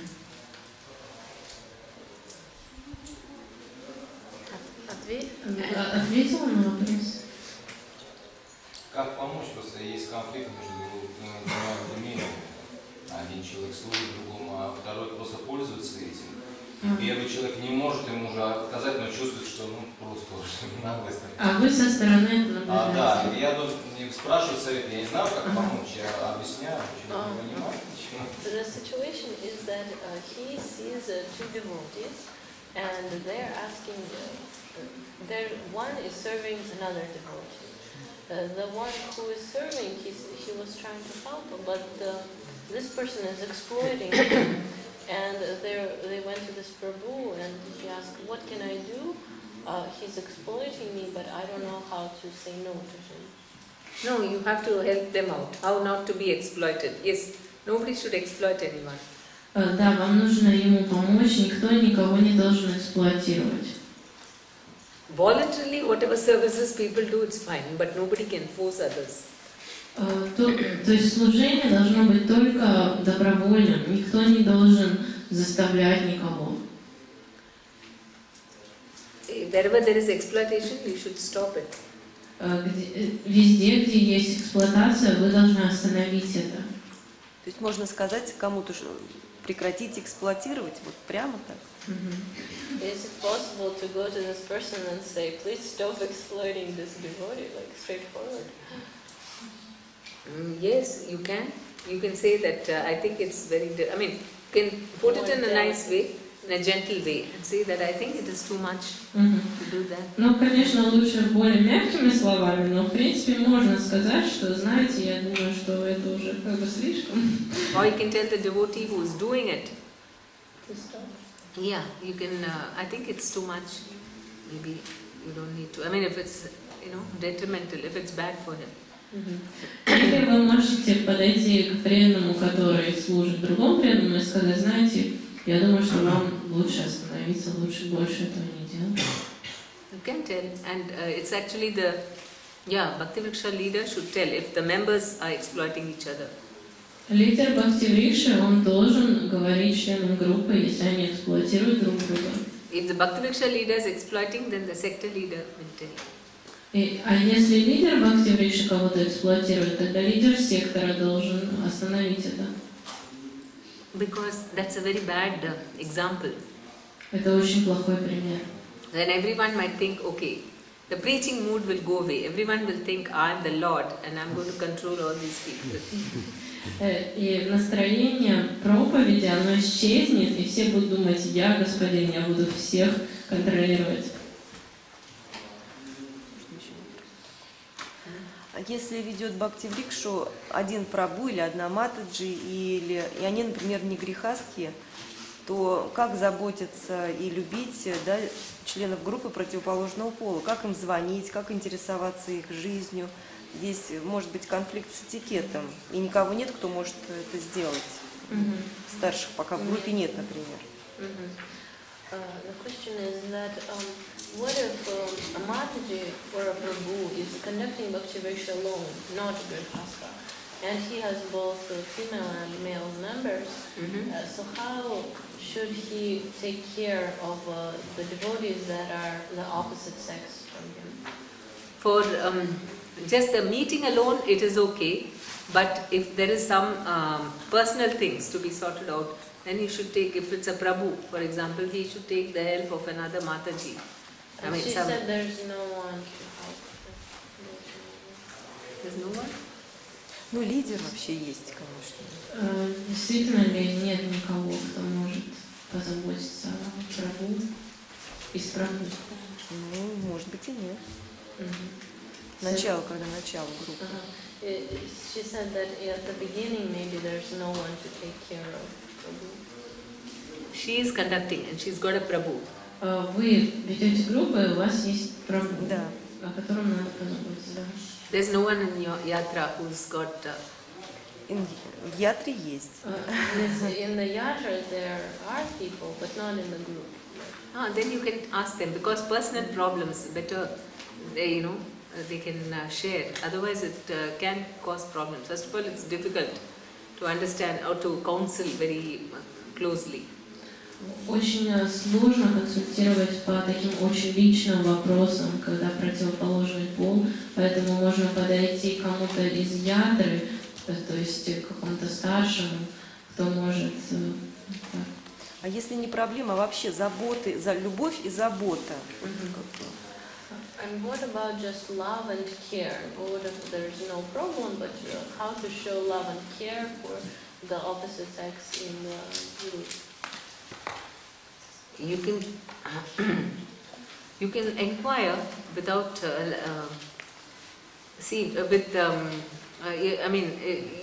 you can just inquire how they are doing, and some things in front of others, whatever can be talked, you can show the care. Вы можете просто, то есть в группе, когда есть и другие люди, просто спрашивать, как у них дела, то есть как-то проявлять заботу. But say, you found him somewhere else alone, and then you ask, how's your wife doing? And maybe they have some problem, then, he'll get funny ideas, for example. А если вы, например, наедине вы спрашиваете, как там у вас семейная жизнь, а у него проблема, то он может подумать какие-то странные вещи. So for those things you have someone else. Поэтому для таких вещей нужно, чтобы кто-то был другой. So it doesn't have to be a Bhakti-vriksha person also if you don't have anyone. Поэтому это не обязательно должен быть именно человек из Бхакти-врикши, если нет больше.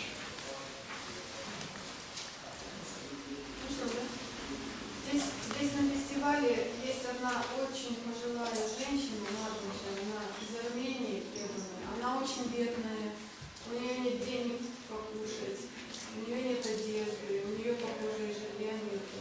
Сейчас, секундочку, я это переведу тогда, частями, да? Mataji says that on this festival there is a woman from Armenia and she's very, very poor and very old. She doesn't have any clothes, practically nothing to eat. Как мы, члены Бхакти-врикши, может быть, Кришна нам послал ее проявить как-то свою заботу о ней, как мы можем ей помочь здесь, на фестивале? How can we help her on this festival? Maybe Krishna has sent her for us to do something for her. Yes, she should, if she's come all the way, then is she interested in Bhakti-vriksha? Но ей интересно Бхакти-врикша, раз она приехала на фестиваль. Она преданная, да? Oh, she's a devotee. So, of course, But she has no clothes even. Then maybe some devotees can contribute some money. Может быть, какие-то преданные могут пожертвовать для нее деньги. And she can also, if she is interested, can she start a Bhakti Vriksha in Armenia? А может она начать бхакти-врикшу в Армении? Or at least help somebody to go and do something. Или просто помогать в бхакти-врикше. So we should communicate with her and ask her. Yeah. Но она не сможет в Армении начать бхакти-врикшу, потому что вроде бы как из-за этого ее выгнали. То есть там сейчас гонения идут на вообще всякие такие потребления, и она вообще прячется и никому даже сказать не может, что она вайшнав или что-то с этим связано. Ну ей как-то помочь надо. Она как бы переезжает, что ли, получается? Ее выгнали из страны, у нее сейчас нет вообще никакого места жительства, и ее сейчас вообще определяют, кто примерно может остаться. Oh, so the situation seems to be very difficult because people in Armenia are very against Krishna consciousness, and they just force her to leave the country, and she doesn't have anywhere to go. So it's nobody even knows where she's gonna live now. Maybe here somewhere. I don't know. So you can find out and try to help her. Поэтому нужно узнать и стараться ей помочь. Maybe if you cannot do personally, then you can tell the organizers. Может быть, если вы сами не можете это сделать, вы можете обратиться к организаторам. Ну, просто, может быть, деньги собрать. Вы как раз подойдите в комитет, и это мы как раз посмотрим, почему вы можете. Мы только сегодня это обсуждали, что если вы нуждаетесь в чем-то. Есть финансовый комитет, вот мой муж как раз в нем состоит.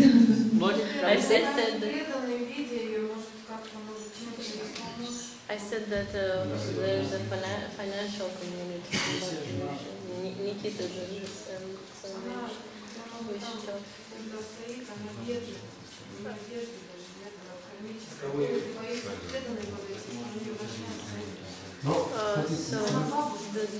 They're talking about what to do right now. Maybe if they just buy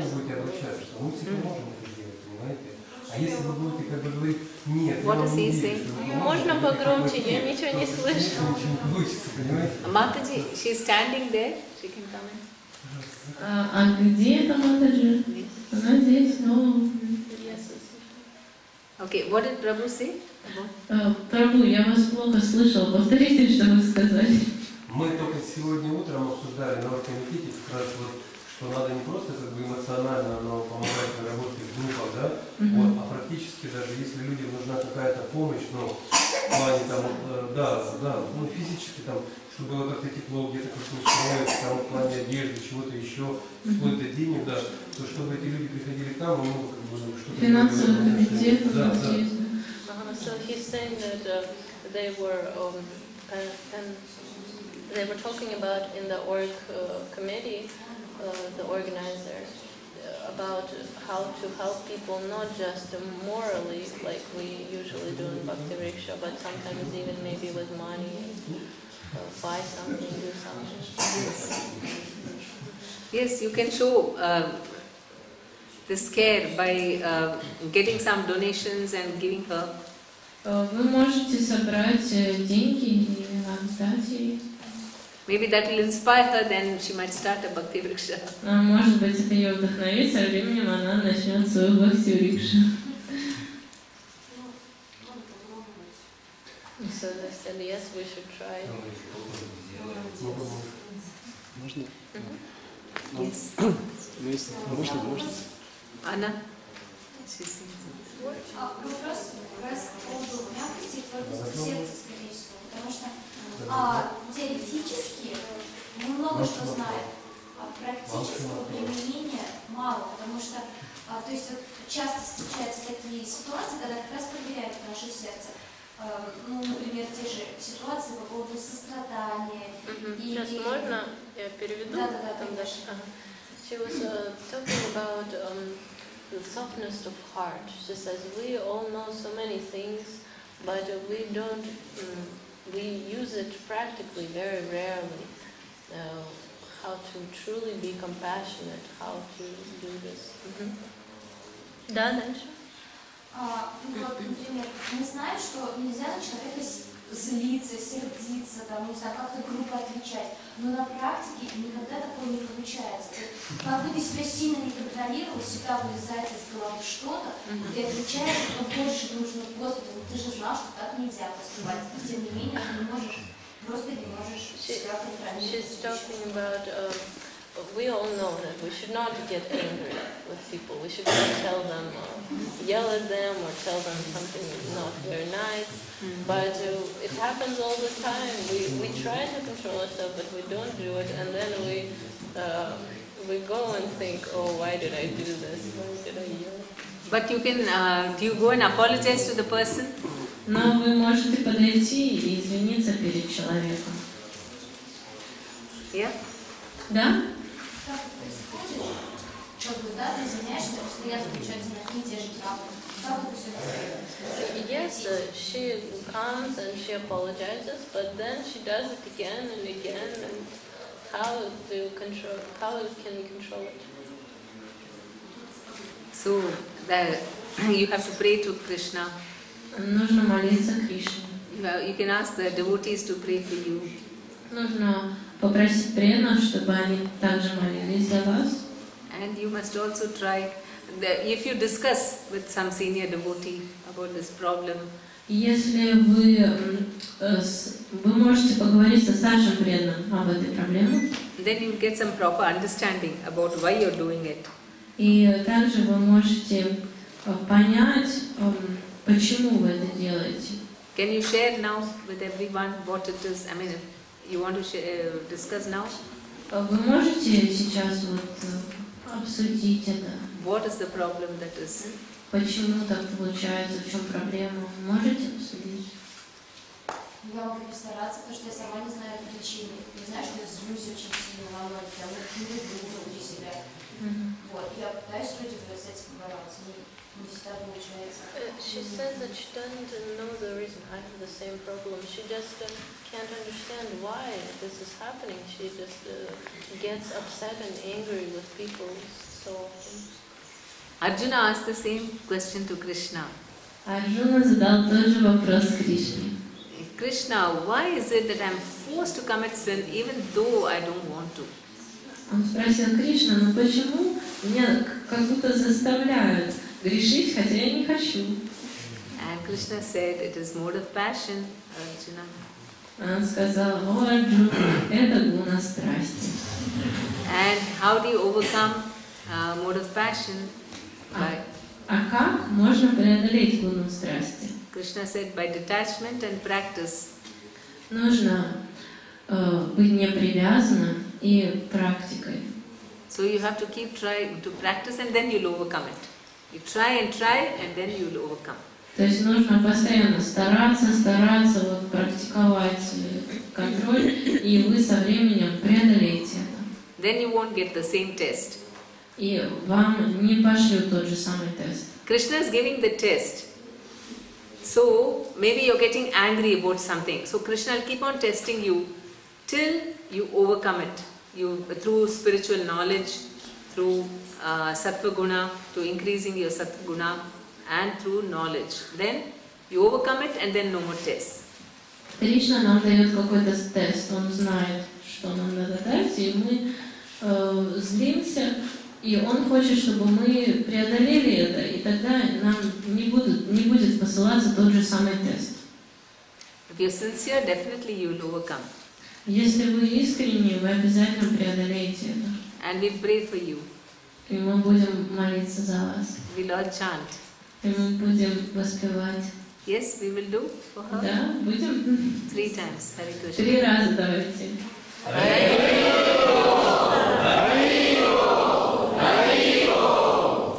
Is that how we do it, or should we chant the mantra? Actually, we normally chant Hare Krishna mantra. That's full. This is new for us. На самом деле нам нужно не Харибол кричать, а вот именно мантру Хари Кришна. No, something which is like very serious, then we do Hare Krishna mantra. Да, если что-то очень серьезное, не как благословение, а именно молиться, мы тогда повторяем именно мантру Хари Кришна 3 раза. Давайте.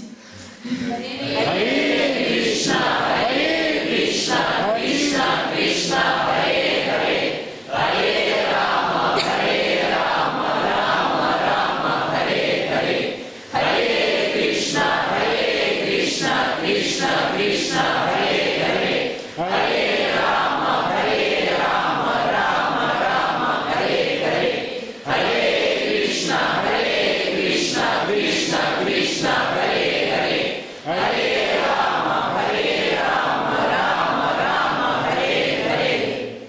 So powerful. Yes, so many devotees have prayed for you. Столько преданных помолились за вас. Простите, пожалуйста, можно дополнить? Prabhu is asking, can he give also some advice? Okay. Да. То есть, когда, допустим, сложная какая-то вот ситуация, когда неправильно себя ведешь, нужно действительно осознать, почему ты так себя ведешь. Но еще очень важно найти правильную дорогу. So when there's some situation that we did something not right, we should understand why we did it, and it's also very important for us to find the right road. И после этого можно как бы и мысленно даже представить, что если будет такая же ситуация, как бы смоделировать ее и себя именно повести, вот даже вот мысленно, именно по правильному пути. Что вот если создастся опять такая же ситуация, именно как я должна правильно поступать. Или я что-то правильно должна говорить, или я правильно должен найти состояние свое. И именно вот это вырабатывать. То есть нужно найти правильное решение и обязательно его, ну, как бы вот смоделировать и даже хотя бы через разум, через ум себя пропустить. Потом нам легче будет в реальности делать. He said that we can, in our mind, we can imagine that there's the same situation. And in our mind, we can do the right thing. Maybe say the right words, do the right thing, and know that if the situation repeats, what exactly we should do and how we should behave. Okay. Если я что-то неправильно сказал, if he said something incorrect, then you can... Yeah, no, it's okay. Нет, все хорошо. So you can try that. We try how to be nice. So that's why we need counseling. We'll also do how to counsel in Bhakti Vriksha. Поэтому нам нужно наставничество, консультации. Мы будем обсуждать, как консультировать Бхакти Vriksha. Because we need that. We have this facility in Bhakti Vriksha program that we always have some senior to whom we can go and open our hearts. В Бхакти Vrikше есть такая возможность, у нас есть старшие преданные, которым мы можем открыть свое сердце. And so by just following that, you will get the strength to overcome. Если вы обратитесь к ним, вы получите силу, чтобы преодолеть это. And we will have one session about how to counsel members. И мы будем говорить о том, как правильно консультировать, наставлять членов группы. Okay. Yes. У нас в Яте есть старшие преданные, которые, как сказать, позиция в Бхакти Vrikше, что я должен вести или бхакту, или грехастху нашу, то есть семейную пару или бхакту. Как правильно поступать экономиматажам, которые тоже хотят в этом участвовать, но не знаю, как это делать, потому что они получают наставление, что ты должен делать эти и эти. The Mataji said that in her yatra there is an opinion, strange opinion, that the leader of Bhakti Vriksha can only be Prabhu or Grihasthas together. Matajis cannot lead. But what can the Matajis do? That they want to start a Bhakti Vriksha, but the seniors are against. Which yatra? Какая ятра? She's afraid. Okay, even if you don't want. But why are they saying? Why are they saying this? Что? From the city of Kiev. Key row. Oh. Okay. So that's in the Urals or where? Это на Урале, да? Нет. Что? Near Volga. Okay. So what they feel that? What did she say? What is the senior say? The seniors say that Madhujis, if they are alone, okay. they cannot start Bhakti. Okay. What is the reason? Что? Some seniors, not all seniors, but many seniors say that. But who is in charge of this Bhakti Vriksha program? Но кто вот главный в этой программе Бхакти Врикша? There are no Bhakti Vrikshas there? Есть Бхакти Врикша у вас там? Нет, там есть Бхакти Врикша, там есть вот те Бхакти Врикши, которые подходят к концу. Вот. Как раз те, кто вели, они об этом и говорят, что лучше, что это было. Две, да, Бхакти Врикши? Три. Три. There are 3 Bhakti Vrikshas, and they are coming to an end. And the leaders of these Bhakti Vrikshas are saying this. Have they come for this? Они здесь? Нет. Они сделали интересно, они как сами ехали, но молодых отправляют. Тех, кто хочет. They are doing strange things that they don't come for festivals, but for people that want to start, they say you go to the festival. Oh, so they want you to start? Так они все-таки хотят, чтобы вы, ну раз они вас сюда послали. Думаю, просто. Сами, да? Сами. No, they went by themselves. The seniors sent Prabhus and Grihastas, but this Mataji just decided that she wants to start. So now you can go and talk to your leader. Вы можете пойти и поговорить со своим лидером. Try to find out what is the reason he is saying that. Постарайтесь понять причину, почему он так говорит.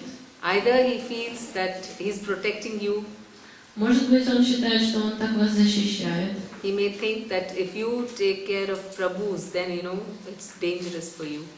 Он может подумать, если вы будете заботиться о Прабху, то это может быть опасно для вас.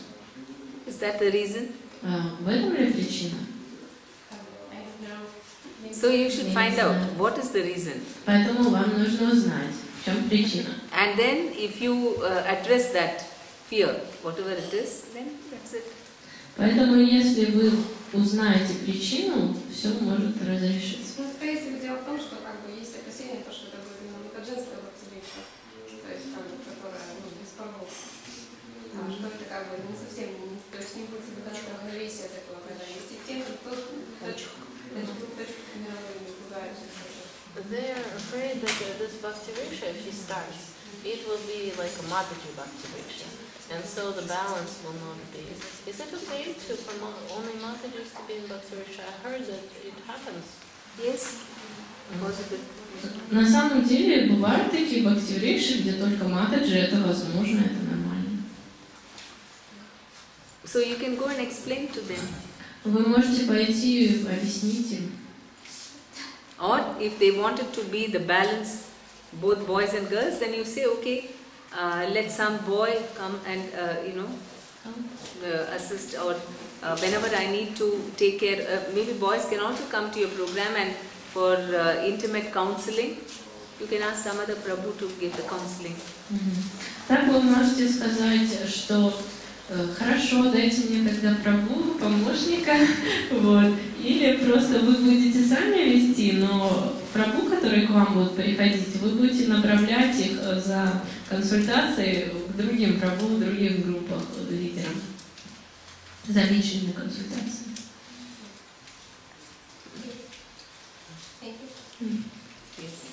Какие отношения могут выстраивать с членами Бхакти Врикши, когда начинаем, вообще группу, вообще какие отношения должны быть в идеале, дружеские или как-то все равно, поскольку ты ведешь, ты как бы, чуть-чуть как родительский уже, What should be the correct relationship when a Bhakti Vriksha starts? Should it just be friendly relationship or more like a parent relationship, because the leader is like a parent?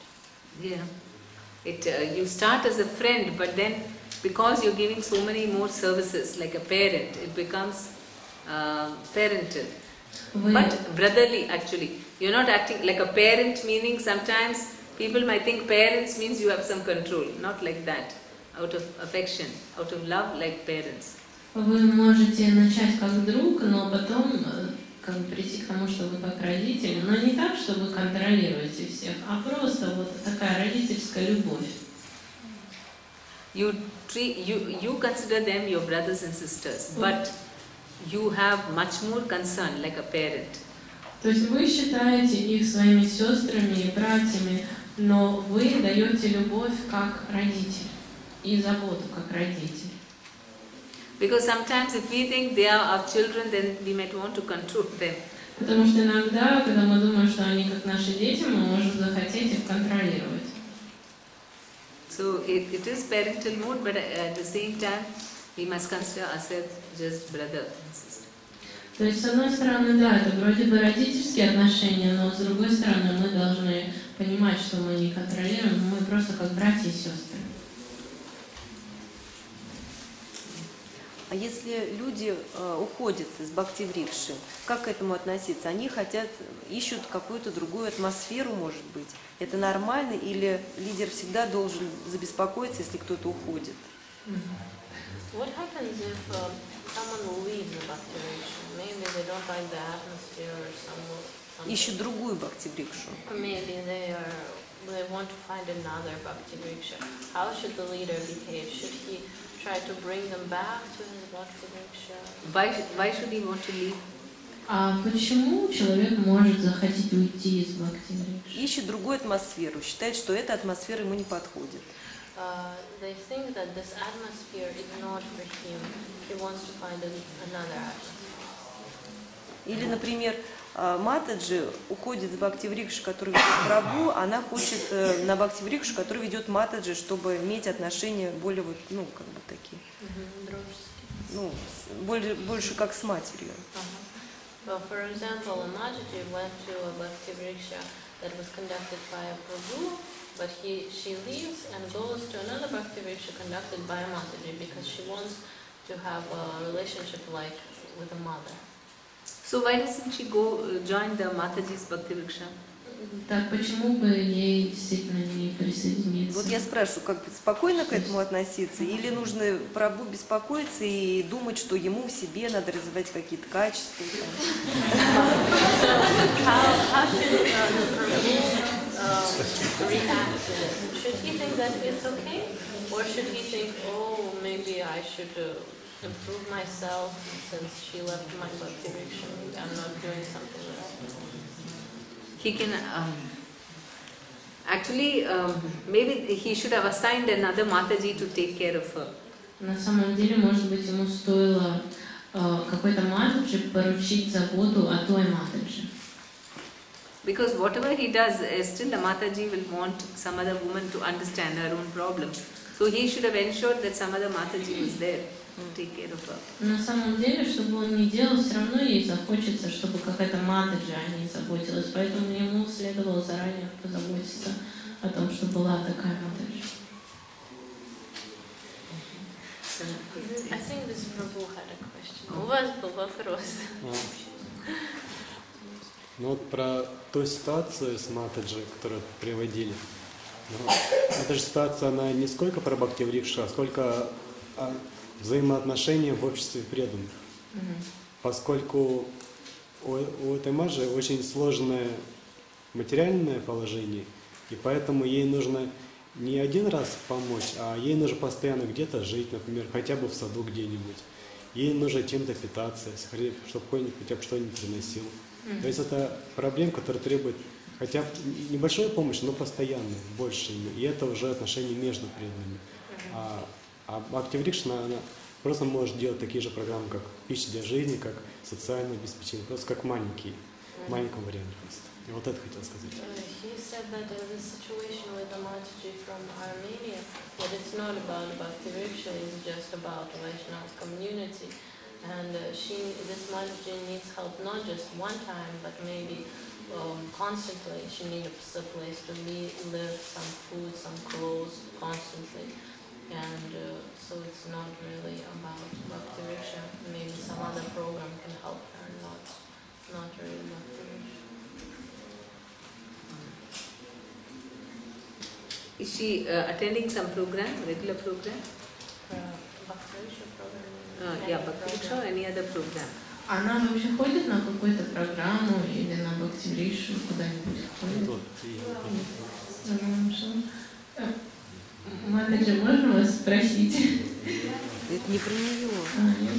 Это про ту армянскую. Да, хорошо. Да. What? Oh, she goes to the lectures. In the temple. В храме, да? Yes, in the temple. Okay, because she has come to our festival, we can help her once. Хорошо, так как она пришла на наш фестиваль, мы можем один раз ей помочь. But you should really tell her that she must attend some regular program, home program, where she'll be cared for. Но ей нужно сказать, чтобы она ходила на какую-то домашнюю программу, где они будут заботиться. And that she also needs to do services. И что ей также нужно служить. Not that she just goes for program and everyone should help her. Не так, что она просто приходит на программу и каждый должен ей помогать. Otherwise, then she will start just demanding. Потому что так она просто будет требовать. She too should be ready to do some service. Ей тоже нужно быть готовой, чтобы как-то послужить. So you ask her what she can do. Поэтому нужно спросить ее, что она может сделать. Она очень пожилая, да? Oh, she's about 70 years old, so maybe she's not. Maybe it's hard for her to. But at least she can attend some home program. Даже если она очень пожилая, она может прийти на какую-то домашнюю программу. Because when she goes to a home program like a Bhakti Vriksha, then she'll be automatically engaged in something which she can do. Потому что когда она приходит на домашнюю программу, все равно какое-то служение для нее найдется.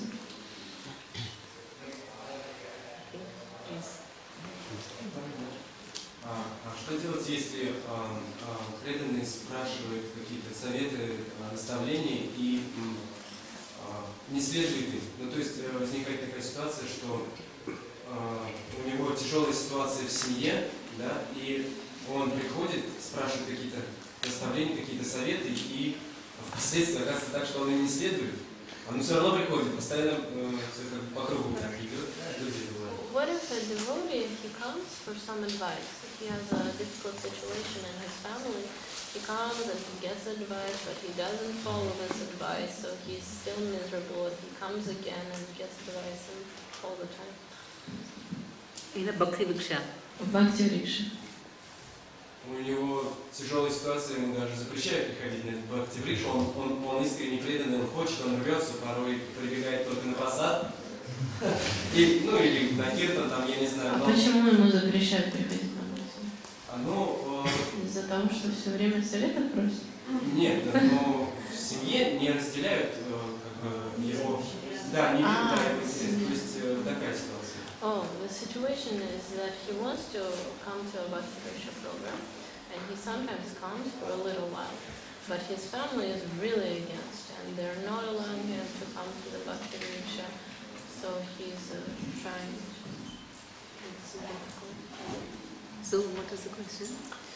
Не очень понятен суть вопроса. То есть получается, что он приходит, ему запрещают приходить, ему дают какие-то советы, он им не следует. Может быть, стоит сказать, какие советы, просто чтобы чуть-чуть понять. Ну вот ситуация-то еще сложнее, на самом деле.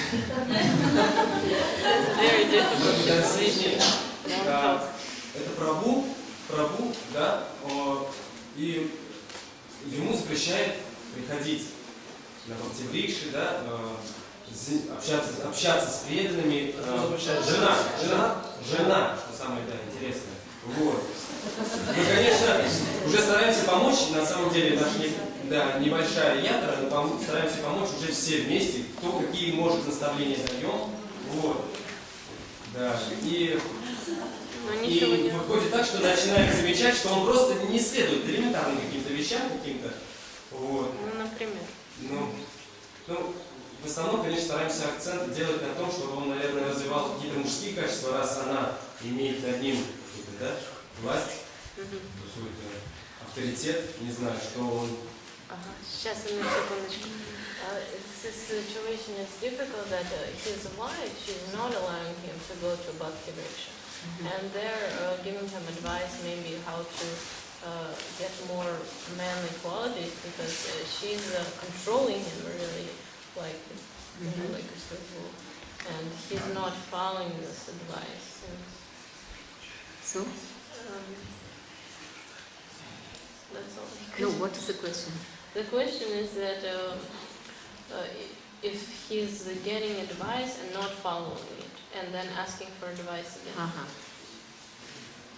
See, actually that is why in the Bhakti Vriksha we try to make friends with all the family members. На самом деле в Бхакти-врикше мы стараемся подружиться с каждым членом семьи. It's very difficult to be a devotee if your family members are not. Очень сложно быть преданным, если у вас члены вашей семьи, они не преданные. At least they should become favorable.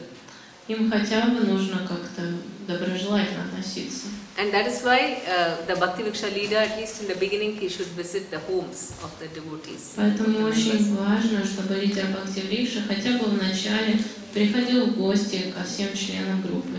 Even if it's for a little while, 15 minutes, half an hour. Даже если это ненадолго, 15 минут, полчаса. And if they see that you are a very normal person, then family members will become favorable. Если они увидят, что вы нормальный человек, то они будут относиться нормально. And somehow if you invite her for picnics and so on, she may agree to come if you call. Может быть, если вы позвоните и пригласите на просто хотя бы какой-то пикник, она может согласиться. Она поставила и себе какой-то запрет, и мужу запрет категоричный, чтобы он не ходил, и все, то есть вырывается.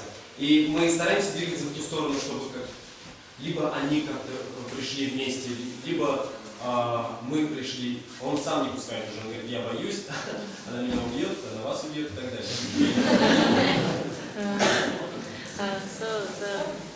It's a very difficult situation that she came to a Bhakti Vriksha one time, but as soon as she saw devotees, she just completely felt just didn't like them at all. And she said no more devotees, she doesn't want to see them at all, and she doesn't want her husband to go. And they're inviting him, and he wants to come to Bhakti Vriksha, but he said, oh, she will kill me, so he doesn't come. Did you find out why she doesn't like the devotees? Но вы пытались узнать, почему ей не нравятся преданные? Да, старшие преданные сейчас как раз занялись этим вопросом. The senior devotees are now trying to find out. Мы пытаемся как-то с ней попытаться наладить отношения.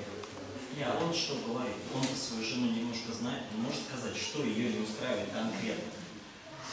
Или нет? Если нет, то вы покалечите то, чего вы вообще даже не знаете, что. Вот, да. Это раз. А можно дополнить вообще? Сейчас, секундочку. So the Prabhu said that they were trying to find out, but for now they don't know. But the senior devotees are trying to talk to her and to get a normal relationship with her. And this Prabhu wants to say something also to add. Вообще, если человек, конечно, не деспот, то на самом деле выход простой. То есть тогда, когда наша вторая половина проявляет недовольство, на самом деле мы просто не додаем любви и заботы именно жене.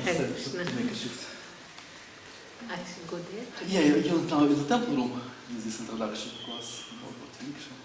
Okay. Vijay will come here and I will go there. Сейчас, прошу прощения, просто время уже всегда закончим, продолжится завтра. Okay, we'll continue tomorrow. Хорошо, давайте один вопрос, да, и Закончить, да, вопрос.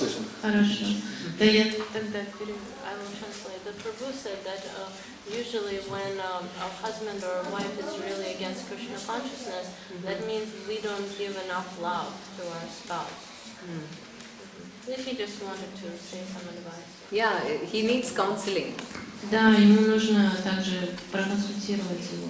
Also, the husband must be spoken to why she is against devotees, why she is against Krishna consciousness. Ему нужно поговорить с ней, почему она против преданных, против сознания Кришны. Ну, это все верно, но я просто чуть глубже хотел проникнуть, вот если хотели послушать, то в двух словах можно завершить следующее. То есть на самом деле близкие наши, жена это или вообще родные, если когда они что-то протестуют, на самом деле у них просто вот, ну, иногда бывает как вот крик души, что ли. Мы иногда их просто, вот мы им не додаем заботу и любовь, которая им нужна. Вот в этом нужно понять, и на самом деле нам пытаться делать. Потому что если они будут видеть, что мы хорошие, и мы делаем все, что им нужно, они нас будут отпускать. Слушай, ты идешь к кришнаитам? Иди. Потому что ты стал лучше, чем ты был вчера. А если, я извиняюсь, что так скажу, что если ты стал хуже, вот, к своей жене, допустим, или к своим родителям, да, конечно, дело в том, что мы как раз об этом и будем говорить. И вопрос изначально состоял в том, что если он следует этим самым, то есть он не хочет становиться качественным, не хочет становиться лучше, не хочет заботиться о жене, да? Он говорит, что такое заботиться, да? Вот. То есть вопрос на вопрос, как будто нежелание такое возникает развиваться. Тогда ему, конечно, результат покажите. Может быть, это ему. The situation is that you keep and you're able to get some kind